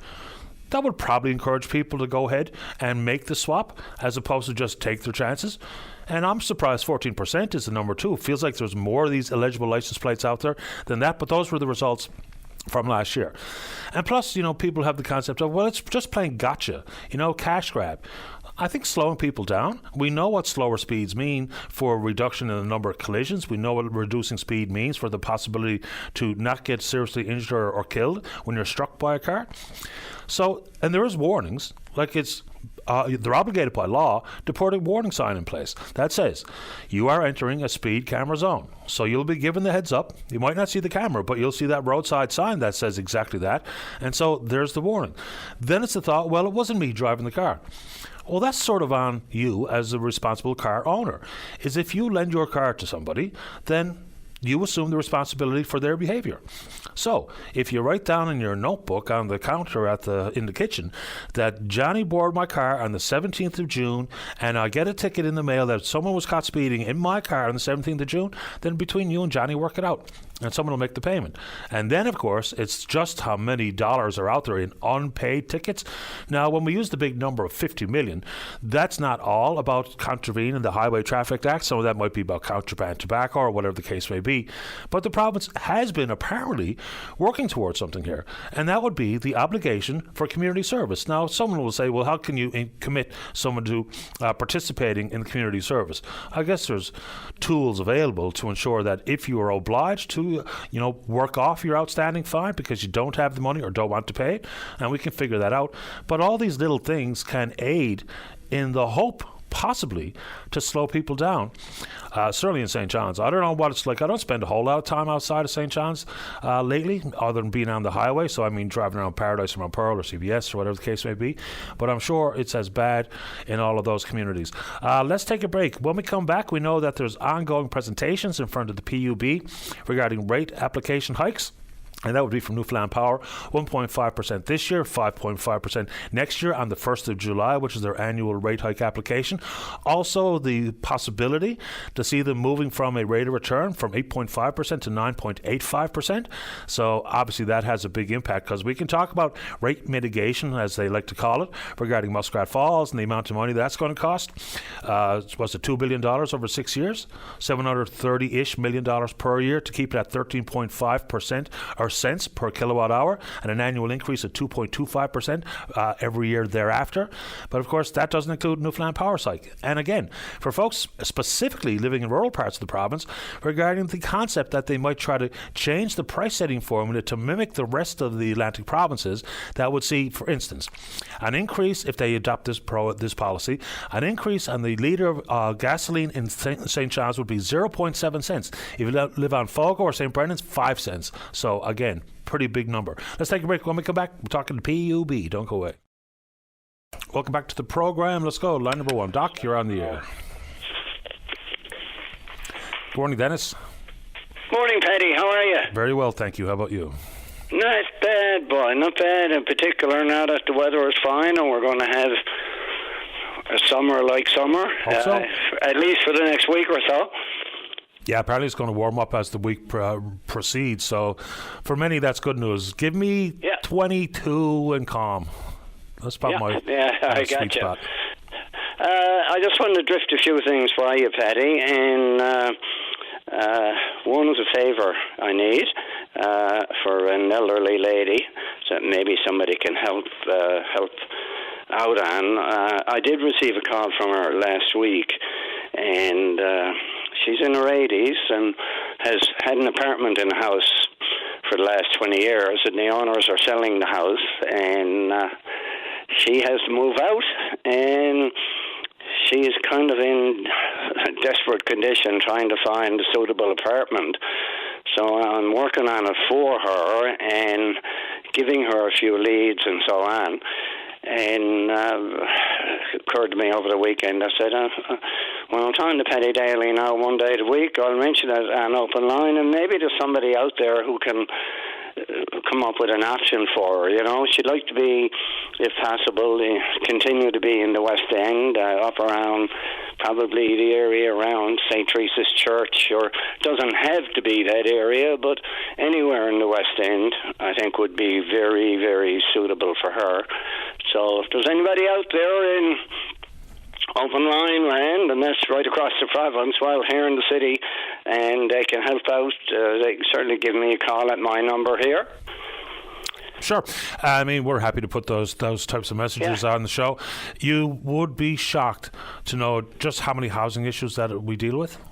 Yeah, I mean, you hear some on air, but off air, man, oh man, it is huge, which is, I think, part of my subconscious bled into my thoughts about using the Grace Nurses Residence site for a wellness facility as opposed to build more houses. I know people need access to healthcare and the suite of services they're talking about there, but it's like 5 or 6 years down the road, no budget, no timelines, as opposed to we know what the reality is for housing today. And anyway, so... And this lady is independent, you know, in terms of ability to pay and so on, as far as I can gather. It's just that she's caught between a rock and a hard place. She's got to be out of that apartment she has had for 20 years and has to find another nice apartment, preferably, if it's in a building, a seniors building, where she can spend the rest of her years. So anyhow, I just get it out there. Maybe somebody can help and give me a call, and I'll take it from there. Fair enough. The other thing I want to talk to you about, I just wonder where we're going with our federal government. I listened to you talk to Colin earlier, and I got to echo some of his sentiments. I mean, given what's going on in Ottawa now with this foreign meddling in Canadian affairs, you just wonder how any of our allies could even think of keeping Ottawa in the loop on international incidents that have to be dealt with. But I think our allies are dealing with the same... There's got to be an element of distrust there now. But, I mean, don't you think that our notable allies are dealing with the exact same issues? Certainly sounds like it. Maybe, but I mean, the one that should be of concern to us is us. Yeah, but when you have intelligence gathering and sharing of information, it gets bigger than simply Canadian concerns. We're not a standalone entity on this front. So I think that gives it some air of complication. But I just think, and regardless of who you support, we've got to figure this out. We just do. Certainly. And, I mean, each of the parties are calling each other traitors and names and everything else. And the public, the Canadian public, is you and I and everybody else, we're just left in awe, as if to say, what the hell is going on in Ottawa? And it's a fair question. But very quickly, and I know the party that you choose to support would be the Federal Conservative Party. What do you make of Mr. Poilievre's unwillingness to get his clearance? Because he can really figure some of this stuff out. And I know it's a political calculation, but given the reality of just how far the party is ahead in the polls, given the reality of how far he is ahead in the polls, certainly not going to jeopardize any support that he has out there. And I think people pragmatically need people from all sides to have full understanding what's going on here, as opposed to keep it as an opposition tool to be swinging around. I don't think it really compromises his political favorability by doing it. I just think that he should. And if this was Jagmeet Singh not willing to do it, I'd say the exact same thing. Yeah, and I kind of agree with you, you know. I mean, I've thought a lot about that, and I understand where he's coming from when he says, well, if I get the security clearance and that inhibits my ability to talk about it, but I think this issue is bigger than that. I think we have the leaders of our three parties, well, there's more than three, but the three national parties, and all three of them need to be well informed on what exactly is going on. We have two of three, and one says, never mind, there's no problems, everything is fine. And the other says, well, no, we got great concerns, and the third says, well, I haven't read it and I'm not going to read it. Well, that's not good enough. I don't think so. We need the three leaders to be together on this. This is in a sense an attack against Canada. So where do our three leaders stay when Canada is attacked one way or another? I would think they would all be singing from the same hymn book, like you are saying. Well, I just think that's the realistic thing that we should all consider here. And look, I'm going to get a bunch of swats here, mostly via email, about why I'm calling out Poilievre. It's not about him individually. It's about the fact that this is all of the leaders need to do what's the right thing here. I mean, Mr. Poilievre already has a security clearance as a member of the King's Privy Council, but that next layer up to see an unredacted report, I think would be a benefit to him, the party, and everybody else who's following this story. You know, I think the political calculation is just a little bit much. I don't think it's as big a deal. Because, for instance, if he says, well, you just want him muzzled. No, I don't. I've long said the important role of the official opposition is undeniable, and he can still question the Prime Minister's handling of a variety of things without saying, how about your member for Toronto Danforth, or whatever the case may be. You know, ask general questions about timeliness, handling, the importance of, and the lack of action on behalf of the Liberal government, if that's how he wants to handle it. But I just think that would be helpful here. And on top of all the politicians and their spin on it, which I'm kind of sick of listening to, is put it in the hands of the Commission. Get it in front of Justice Hogue and let's go. The role of leadership is to lead. And we're in a crisis of leadership right across Canada. And it's resulted in a Canadian population that has no confidence. I'm not talking about parties, has no confidence in government, has little confidence in politicians, is for the most part turned off by what's going on. Not only this issue, but all the other issues, the scandals and telling everybody not to drive their car and then they fly around the world. All this kind of stuff turns people off. But anyhow, we'll see where that goes. Now, the other thing I wanted to mention, because I know I only got a certain amount of time, and I said to Dave that I was reached out to last week by the PUB.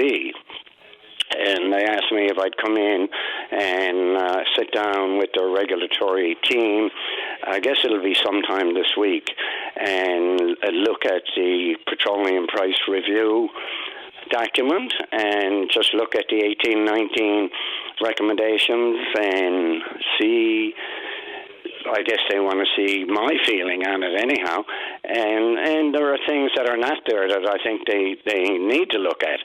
So hopefully that meeting will be early this week, and we'll take it from there. But at least right now they're listening, they're reaching out, and I just thought I'd let you know that things are happening. Yeah, the Commissioner, I think, is going to make time for this program this week, hopefully. We've been back and forth with the PUB the last couple of weeks on this one. But I have to say, I'm a little bit surprised. And maybe not everyone's aware of exactly what's being proposed with the adjustment of fuel prices. Again, I know it costs more to distribute fuel to further afield parts of the province, further from the big hubs or the urban centres. But if this all happens and you live on Change Islands, you're going to pay 5 cents more than I do. And that's not insignificant when we talk about how many litres to fill up your pickups, gas tank or what have you.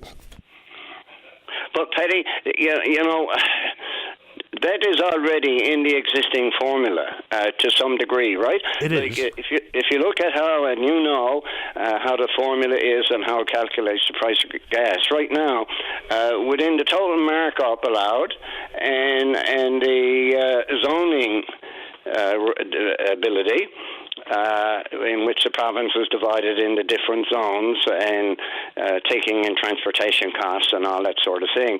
So why the PUB would even go, to me, this is kind of like a tax on rural Newfoundland and Labrador. Well, and I mean, there are some of those controls already in place, but things have changed. Like if we're saying 5 years ago, it was always going to be noticeably more if you were in Clarenville or Shoal Harbour or in Burgeo versus the way it is now. It's leveled off a lot more than it used to be. So this would bring us back to the disparity that used to be front and centre that people were concerned about, and understandably so. Yeah, and as I say, the ability to do that is there now. Like the board can make adjustments like that currently. The board can do it by a board order, or they can do it at the request of the retailer and or the wholesaler. Yeah. So why they are going down this road again with an additional premium is beyond my ability to kind of figure out. But I'm hoping the meeting that we'll have this week. I mean, these are some of the issues we'll get into. Yeah, and let me know how that works out, Doc. Appreciate the time. Off to the news. I will, and anybody can help out with that lady, give me a buzz. Yeah, would she be willing to move out to Paradise? Or what's it saying, St. John's? She might. I mean, I'm trying all options with her now. I think her preference would be somewhere in the West End, whether she doesn't drive or anything like that. So. But ask her that specifically, because I might have an option in a seniors building in Paradise. But ask her that specific question and let me know. All right, I will do, buddy. Thank you. Thanks, Doc. All the best. Okay, bye. All right, bye-bye. All right, let's take a break. Upon request, George is going to rejoin us here this morning, talk about accessibility issues. Don't go away. You're listening to a rebroadcast of VOCM Open Line. Have your say by calling 709-273-5211 or 1-888-590-8626 and listen live weekday mornings at 9 a.m.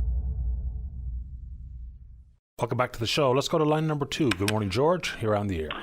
Good morning, Paddy. Thanks for taking my call, and we'll finish our conversation we started on Friday. Yeah, because we just unfortunately ran out of time. Go right ahead. Yes, we did, yeah.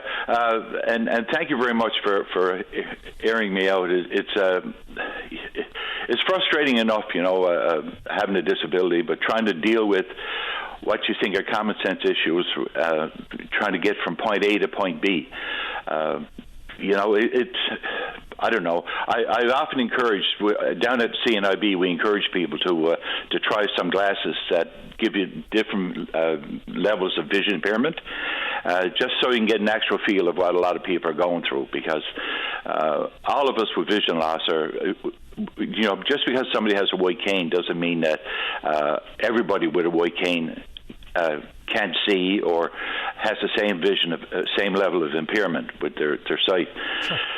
So it becomes, I don't know, it just becomes frustrating, and you depend so much on your municipalities and government to help you come to grips with some of this stuff, and I don't mean in the way of handouts or anything like that. I mean just common sense approach to doing things. As I spoke about on Friday, our sidewalks. Here we see so many people out walking on the asphalt, out in traffic, just because the sidewalks aren't passable enough for them to use. These driveway cutouts. I could talk about it for hours, but I left Friday morning on the note of the trailway down here in Mount Pearl, the one that comes out, and when you get out to Commonwealth Avenue, there's a barrier put up, like a road detour. Put up, and there's a sign there, and I'm not really sure what the sign said. Somebody told me that the sign said that you had to go up to the right, up to the other crosswalk, and it's a four-way intersection there. And anyway, I tried that when we had the audible signals down there, and it was impossible to even get across there. Everybody's making a right-hand turn. Nobody's looking at where they're going. They're looking to make sure there's no traffic coming. They're looking over their left shoulder, looking to the left, and you could be out in that crosswalk, and is every man, woman, and child for themselves. You better have your wits about you when you step into that crosswalk. And Patty, I'm sure you've seen it yourself around various parts of the city of St. John's and Mount Pearl and our surrounding area. Everybody's in this dead blasted hurry to get, I think, to the next light 2 seconds ahead the person they just passed, or it doesn't make sense. But we've had a number of conversations. There's a group of us now that have formed up, and we're trying to do something with that trailway. To continue that trailway, you have to go. There should be a crosswalk to go across and pick it up on the other side of the little shopping center down there, little plaza. Other than that, what we have to do now, according to that sign, is you take a right-hand turn, go up over the narrowest piece of concrete sidewalk in I say on the Avalon Peninsula, and go up to a light and try to get across with the crosswalk, and go back down again. You know, you're looking at about, I think, somewhere around 350 feet altogether, and not under the best conditions. If you meet somebody coming with a baby carriage or somebody on a bicycle, there's nowhere for you to step off, you know. And the last, you know, so there's common sense. Somebody had to be thinking, what can we do to continue this trailway here after I put up this barricade? You know, you just don't stick up a barricade and say, okay, that's fixed. You know, you're blocking off a problem and not prepared to fix it. I don't know, Patty. I just like to get it out there on the public airways. Now, this morning I find out that lo and behold, the big savior for this summer, the big excuse for this summer is that there's a study now commissioned as to that crosswalk across Commonwealth Avenue. You know, if we got to do a study for every crosswalk or everything that makes sense in this province, no wonder, you know, we're I don't know. No wonder we laugh at ourselves so much. You know, it's I don't know. I guess sometimes, look, I think, you know, the issue is well understood and solutions are well understood. Sometimes in the world of traffic, you know, I guess councils make decisions about conducting further studies just to get some level of input from people who probably know a bit more about them than some people sitting around the council table about what is the best idea. Now, best ideas sometimes go by the wayside when you see things like some traffic calming measures that have been employed, but I understand where you're coming from 100%. Yeah. Yeah, it's I enjoy it now, especially with the weather. You know, we got 21 degrees for another few days, and I was out this morning for a little walk, and you know, but I'd love to go down and finish that trailway. I've got a sister down the east end of Mount Pearl, and nothing better than to go down that trailway and walk down and see her. You know, it's rather than wrestle those sidewalks down out on the other world, you know. But walking along that Waterford River and along that trail, it's beautiful.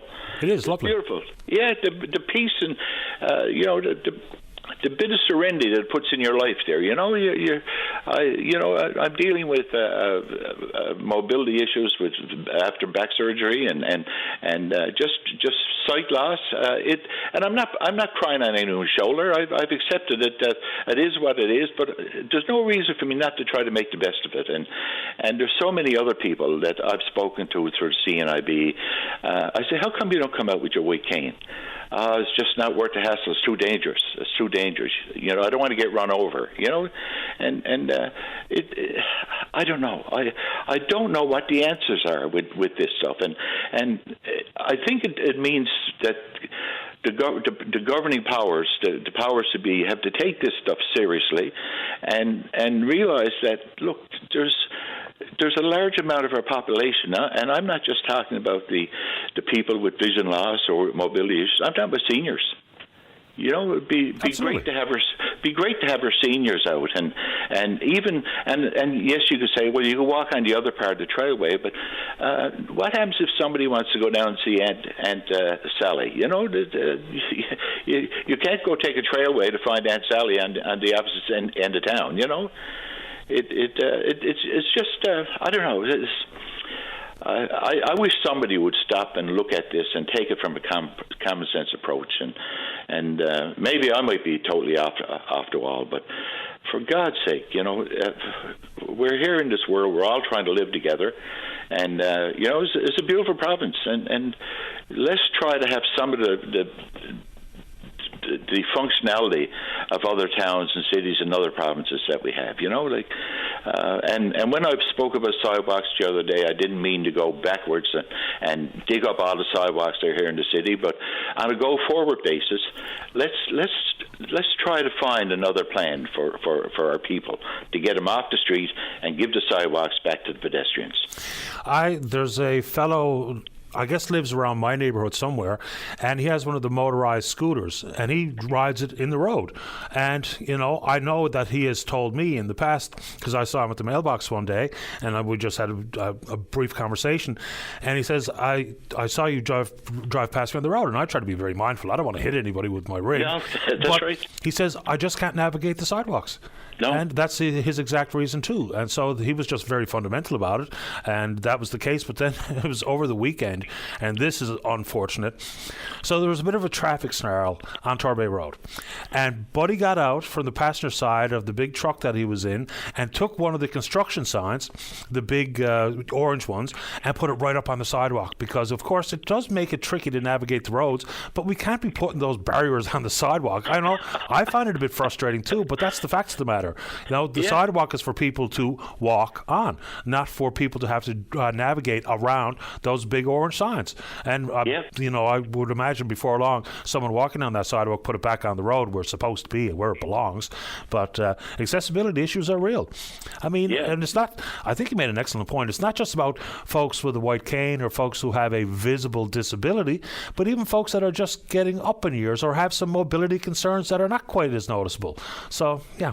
Anyway, George, I'm glad you made time for the show to come back on this morning. Anything else you want to say? No, Paddy, just to thank you again, and I think it's an important job you're doing there, because we have to have a public means to show our problems, to showcase our problems, and that's a terrible analogy, showcase your problem, but that's what you have to do. It seems like if you're going to make any traction with getting change, you've got to be public with it. I think the day is long over for keeping your mouth shut and waiting for your time to pass on. While you're in this world, help as many people as you can. And Paddy, you're doing that. I'm trying to do it on my level. And please God, you'll be hearing from me again, and hopefully be on a more positive note. I hope someday. Whatever you want to talk about, you're always welcome, George. Thanks for the call. Enjoy the next few 21s.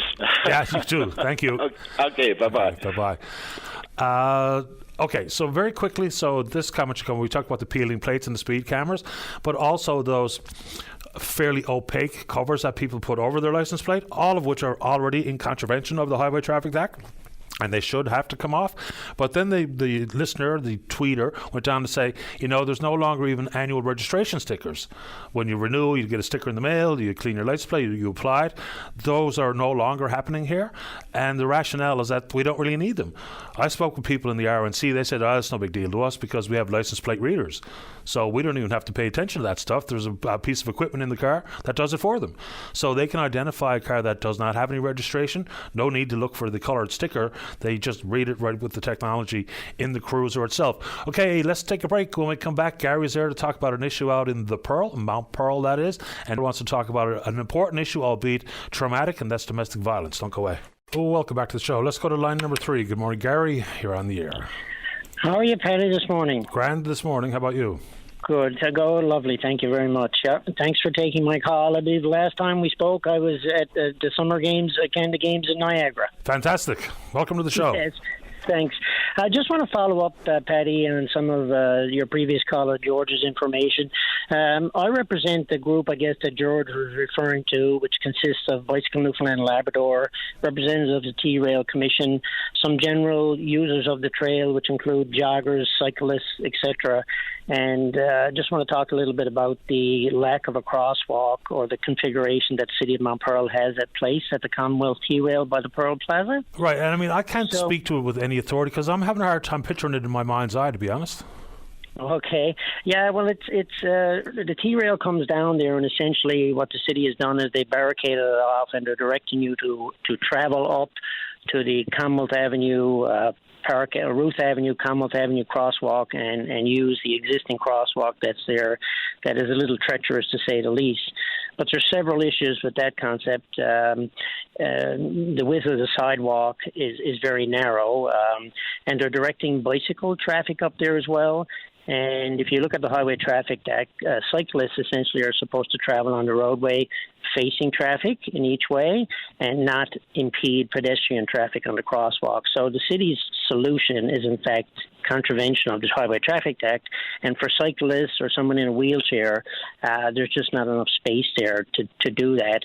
In addition to the crosswalk structure there set up, vehicles making a right turn up Ruth Avenue, like George said, people are stood right on the side. It's just treacherous. So their solution really is not a solution that's in contravention with Traffic Act and traffic flow in general, as opposed to putting a crosswalk there. Similarly, Patty, is the one at Rennie's River, which crosses the Mini River Road down by King George, by Kingsbridge Auto there, and by the Dominion. That one there that the city actually of St. John's has enhanced recently with a new system there to make it more pedestrian friendly.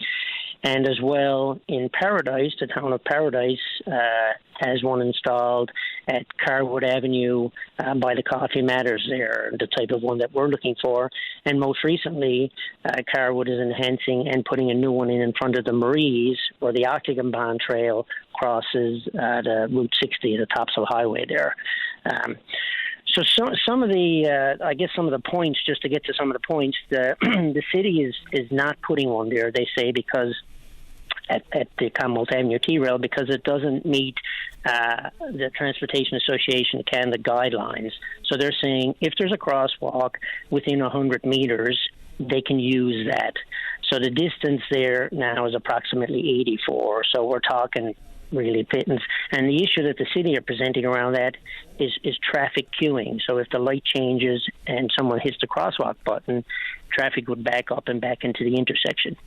However, the city of St. John's, there's a global positioning system now that they put on the intersections where essentially, Patty, one can talk to the other, so they're coordinated to mitigate any backing up or queuing.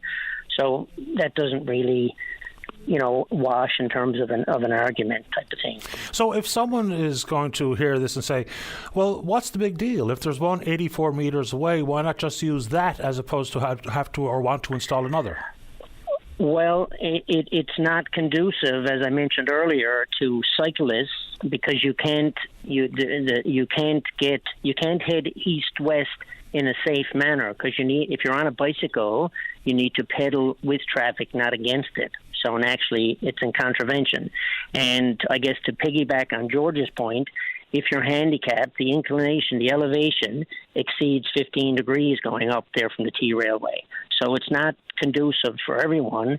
And with the city's new Pearl plan and their movement to moving people within the city and driving more traffic to the T-Railway, for example, they've got 3 or 4 kiosks set up down there now selling ice cream, and actually one is funny. One is renting electric bikes. People can go and try electric bikes. So they're driving more traffic to the T-Railway to use it, but we don't believe that this is the safest route. And if you look on the T-Rail map for Newfoundland right across, you'll find one crossing that's designated as dangerous crossing on their mapping system, and it's this one. Okay. I think I have a better understanding of it here now. Yeah. And Patty, my big question is our neighbours to the east and west, as I mentioned, St. John's and Paradise, have effectively installed these beacon-activated crossings with an island in the middle in very similar situations, 4 lanes of traffic, and done it safely. They also, as a municipality, refer to the TAC guidelines. They're guidelines, they're not rules, they're not law. They're guidelines that council can make decisions on based on technical information provided to them by engineering. And guidelines are exactly that. I mean, if there are legitimate exemptions for a variety of, if points can be made effectively and efficiently, guidelines are simply that, not rules. Right. And Patty, just one other point. The T-Railway also crosses Park Avenue down by the old Legion. The city, 5 or 6 years ago, installed the same beacon-activated crossing there that we're looking for at Commonwealth. And approximately 67 meters up the road in front of Park Place, which is the Legion and there's a senior complex, they've installed a second crosswalk. So there's 9 crosswalks as well on Park Avenue. So one of the things that the city said to us in our meetings is Commonwealth Avenue is a major thoroughfare access point into the city, and we want to avoid stopping and things like that.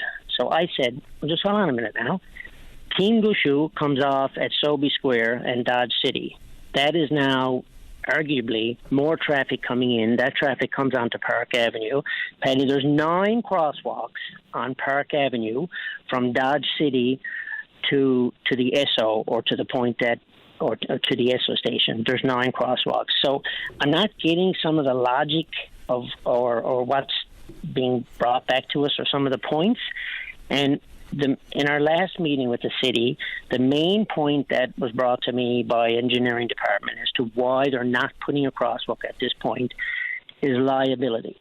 So they said if a vehicle comes down over Commonwealth Avenue, and it comes down over Commonwealth Avenue, and it knocks somebody down that's on that crosswalk, the city is going to be liable. I did as much research as possible on that, and that is not a true statement. The city would have to go to court is the first thing. And the second thing is the city's liability exists with maintaining the crosswalk. So, for example, if the lines after the winter, the white spots were worn off the pavement, the city would have to make sure that they're painted on. If the light malfunctioned and the city didn't keep up ongoing maintenance, there would be some level of liability on the city. But the city would not be 100% responsible for the liability in any incident that may or may not occur there. You know what I mean? I do understand that part, Gary, yes. Would you like to say anything else before I have to get off to the news? Okay. So yeah, I appreciate you taking my call. I would appreciate hearing from the city on it, if we could get some, technical information back from them. Let me know if you get any info from them.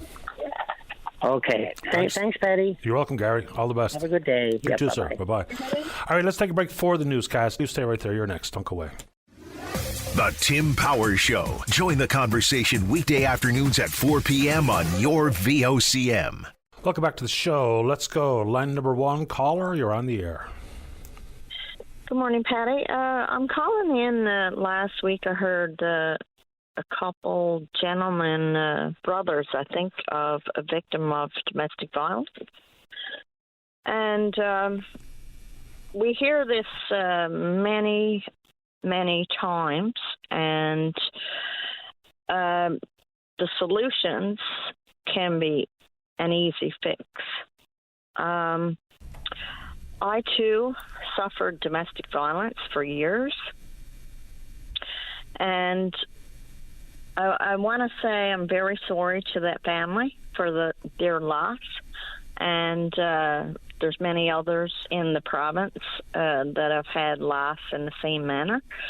And we have a violence prevention committee, and I don't understand why, victim services. When I was involved, nobody from Victim Services contacted me, even though I was in shelter twice, due to threats of having the house burnt with me and children in it. Numerous calls to police. Police at my home showed up at my home when I had to call them because it was dangerous, very dangerous, life-threatening. I was choked. My phone was pulled out of the wall where I could not call out. And between the police, some are understanding, between the police taking action and social workers, when the children expose the abuse, it's not happening. And the justice system and the Crown the Crown lets these perpetrators away with these with this abuse. This is where the problem lies. And like, it's such an easy fix, because if someone's under a protection order, why isn't it that the police cannot? Why can't police tap a phone line? And they would know who's doing the abusing. They would know who is breaking court orders, because a court order is not even worth the paper that it's written on. I managed to escape, and the abuse continued and the threats continued to me and my family for 15 years later. And how did it end? Hello? When the children got of age. Okay. Got older. Yep. And the person was charged with abduction. They got away with it. The Crown allowed that person to get away with it against a court order. So make no wonder we have so many women in the province who have died, still suffering in abuse, afraid to go to the authorities because afraid of retaliation, afraid of, like, why aren't these abusers put through an anger management course? I've had social workers laugh at me in my face and mock me. And honest to God, I'm telling you the truth. And if they're there to help family, where's the help? I've followed this for 18 years. I've heard on the news, I've heard on VOCM. You know, this is enough. And the Justice Minister should have to answer to this, and the family court, too, because I had all kinds of evidence. I had witnesses. But that was hidden by a Child, Youth, and Family Services inside the closed courtroom. Well, dealing with and actual the child even exposed the abuse. Yep. Yeah. And of course, I'm not listened to. Go ahead, Patty. Go ahead. Well, without really knowing exactly what's going on or what we're talking about, I don't really know what to say. But if there's staff of the provincial government working in whatever department, if they're not operating properly or in accordance to the law and are not sharing the information provided to them, that's a problem. But what we don't want is politicians dealing with the courts directly, whether it be, you know, members of the Crown's prosecuting office and or legal aid attorneys, or certainly not judges, but people who are staffers working in government departments, they need to be held to account. I don't think anyone's going to argue that point. I'll let you wrap it up with your final thoughts before we take another call. There's no accountability, Patty. Okay. You can go through the system, and the system is not working. This is why so many women are afraid to come forward. This is because they know that not much is going to get done. No solutions. Like, why can't they tap a phone line? I don't know. And then they can catch somebody breaking a court order. Easy fix, right? And, you know, you got documentation from a shelter, and all these entities in the government departments are not sharing all this information. That's the problem. That's why so many get re-victimized, abused. Domestic violence continues. The cycle continues to continue. I appreciate the call this morning. Thank you. You're welcome. You take good care. Bye-bye. And, you know, there's been some hosts, like we know Georgina, oh my gosh, what's Georgina's name here now? Georgina McGraw and Senator Fabian Manning. put forward a proposal for the first ever national strategy regarding domestic violence. We know that there's also a move afoot to actually criminalize domestic violence, the ability for someone to criminalize coercion, which of course does lead to many instances of domestic violence, physical violence. So those are a couple of interesting changes that have taken place in the recent past. I'm going to take another one before we go to the break. Let's go to line number 2. Caller, you're on the air. Hello? Hello there.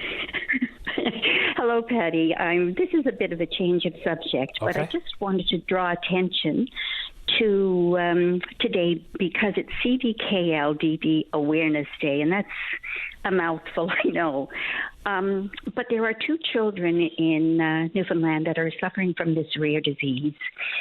And although there's 2 with CDKLDD, there are a number of other children who are suffering from complex medical diseases, and there is no assistance to their families to help deal with this. And just to give you a sort of a picture, because what it's like in daily life dealing with a child who has CDKL5, they can't walk. If they are able to walk, it's with splints and with somebody holding them up. So they can't walk independently. They can't talk. They see very poorly. They have gastrointestinal issues, so they're mostly tube-fed. They have epileptic seizures, which often happen at night, so there's always interrupted sleep. They can have other gut issues like vomiting. They are not able to be toilet trained. So you have a child who is totally dependent on the parent for care. And in the situation of the 2 families here who have a child with CDKL5, one family has 2 other children, the other family has 3 other children. So it's a huge issue, and for many of the parents that are dealing with children who have rare diseases, right, they are so exhausted because many of them work full-time. They are so exhausted with the care of their children that they have no time to advocate or even raise the issue, right? Now, we've seen this addressed recently by the Province's Citizens Representative, Bradley Moss, did a report about the toll that it takes on families, yeah. Absolutely, Patty, and we are talking with the government, and the government has been extremely responsive. But I guess I am aware of how long sometimes change takes.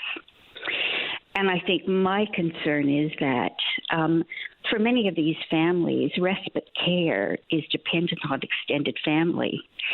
And the ability for extended family, and I'm speaking about myself because I'm a grandparent, I'm in my late 70s, and we are respite care for our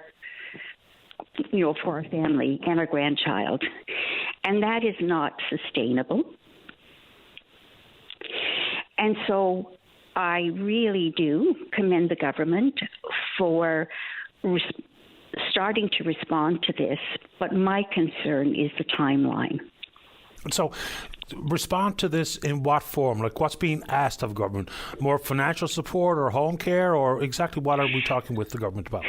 Yeah, actually, what parents identified as the greatest need was the ability to have respite care, to have a break from caring for their child when they were reaching burnout stage, right? Because this is not available to them at the moment. So that's the primary ask. Which makes sense to me. I mean, this report is out there. We actually had one of the co-authors on the program to talk about this specific report. And inside the world of CDKL5, I don't know much about it, but we have had a call about this in the past and other complex issues for people and their children. But this is a neurodevelopment disorder.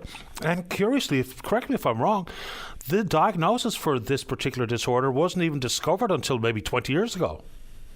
That's correct. That's correct. And I think that that's one of the issues. I mean, our healthcare system is very siloed. So as you have new rare diseases coming on stream, there's no resources allocated to respond to them, right? And, there is a parent group that is just formed, and we looked at what the recommendations of the OCR's report was, and what was the highest priority for parents, which was respite care. So that is the one that we're trying to address first. But we also did a survey through all of these parents to look at what level of care need they're giving, right? Because that's really important. It's not the diagnosis, it's the level of care that's required by the parents. And oftentimes parents are doing medical procedures, right? So, yes, the government is responding, but at the moment we're just at a place where we have a representative to whom we're talking. But, there's no proposal yet. There's no response. I know that they're looking at the complete system, right? And I do have to commend them for being responsive. But I think what we're concerned is the damage that is being done to parents who are dealing with this burden, both physical and mental, on a daily basis, and also to the families. I can't imagine. And Mr. Moss's report painted a very clear picture of the struggles, and they're all very similar across the board when we talk about children with these whether it be rare or complex medical issues. It's heartbreaking. And as a parent, you read stories like that, and you just... your heart goes out to the families, and I don't know if this is the right way to say it, but it's kind of how I feel, is you thank your lucky stars that you're not in that predicament, because I can't imagine it. I cannot imagine the physical and mental and emotional toll.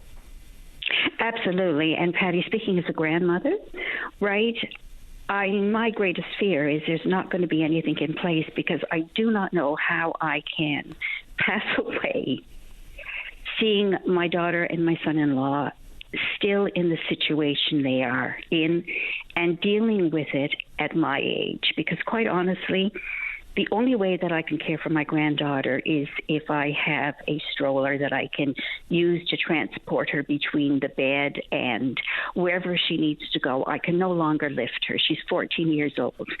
I can't lift her. And so I have to be very, I have to be careful and think through what I'm doing with her so that I can manage to do it.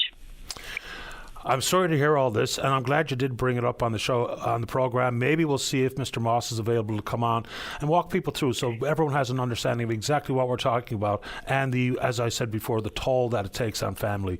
I appreciate your time. Would you like to say anything else quickly before I have to go? No, just people know when the Confederation Building and Government House is lit up in green, it's lit up for CDKL5 DD Day, and to bring awareness to all those people who are suffering with rare diseases. And I'm glad you did that on the show this morning. Thank you for the call. Thank you so much, Patty. I really appreciate it. My pleasure. Bye-bye. Right. Bye-bye. Last break of the morning when we come back to Fogo Ferry. Don't go away. Welcome back to the show. I think David's trying to get Marvin back organised here to talk about the Fogo Island Ferry. And yes, we did have a call from Jim McKenna, of course, is the newly elected PC member for Fogo Island Cape Friels. And I was told last week, and I thought this was accurate information, apparently not, is that the sea trials had already taken place or had started for the veteran, and now we find out that that is not the case. So no firm timeline about when that'll be back on the Fogo Island run. And of course, Mr. McKenna and others who were concerned, Mayor Andrew Shea, when this first started, and a very small vessel, the Kamatuk, I think that's how you say it, the Kamatuk W was on the run. At this time of year, not only with the tourism travel, but with the fishery ongoing and the volume of commercial traffic, there was a problem. So the solution there, we all remember the complicating factor of the Flanders and a fire on board. And so the Beaumont Hamel made its way over to the Fogo Island, Change Islands farewell run. And it sounded like they were having some success to try to keep up with the volume. But of course, nothing's going to replicate the amount of traffic that can be handled with a vessel like the Veteran. So we're still trying to get a firm timeline update as to when that vessel can be anticipated to be back on the run. And maybe if Marvin wants to make time to join the program tomorrow to hear his concerns or questions about it. Very quickly, and it ramps up around this time of year every year, and I'll get dozens of messages asking the same question regarding the dates for the recreational food fishery. And it's frustrating, not for me, but for people. You know, absolutely bet your bottom dollar that DFO knows exactly when the dates are going to be this year. Last year it was on the 20th of June that they announced the dates. Of course, began on the 1st of July. We went from July into Labor Day weekend, then came back for the fall edition of the fishery. It was 39 days and the same old rules. I'll be shocked if there's any big changes in the recreational food fishery. We know there was a petition tabled by Clifford Small on the floor of the House of Commons about extensions and to bring us more in line with other provinces, because it is a pretty tight timeline. And not everybody has time to be availing of all 39 days. People work, they have busy lives. Then, of course, you have interruptions based on poor weather, and consequently, 39 days can become very quickly 29 days. I mean, it's not out of the question to see some bad weather hamper people's ability to get out of the water. So for those of you sending along the emails, I try to reply to them all. It was the 20th of June, so I'm guessing that the DFO release of the dates will be this week. And of course, there will be plenty of frustration if they're the same dates and or the number of days available as there were last year. And another reminder, this is captured in an email that came from DFO to Barry Fordham. It was about, we need some clarity about just how many fish you can take. Because you hear the same old rules every single year, 5 per person, 15 per boat. And of course, in the DFO email, to paraphrase, it basically said, you won't be fined if you're in a vessel that can safely accommodate 5 and all 5 had 5 fish. So 5 times 5 is 25. So, you know, why not just be really clear on this front? If there's only 3 people on the boat, then of course 15 will be the max. If there's people in a much larger vessel and everyone wants to get a few fish, what exactly are the rules? How will they be applied so that people actually know exactly what's going on? All right, final check-in on the Twitter box. Someone sent me an email saying it's now called X. Why don't you refer to it as the Xbox? Not bad. Email address is openline@vocm.com. And we will indeed pick up this conversation again tomorrow morning, right here on VOCM and Big Land FM's Open Line. On behalf of the producer, David Williams, I'm your host, Paddy Daly. Have yourself a safe, fun, happy day. We'll talk in the morning. Bye-bye. Looking for excitement? Chumba Casino is here. Play anytime, play anywhere. Play on the train, play at the store, play at home, play when you're bored. Play today for your chance to win and get daily bonuses when you log in. So what are you waiting for? Don't delay. Chumba Casino is free to play. Experience social gameplay like never before. Go to Chumba Casino right now to play hundreds of games, including online slots, bingo, Slingo, and more. Live the Chumba life at ChumbaCasino.com.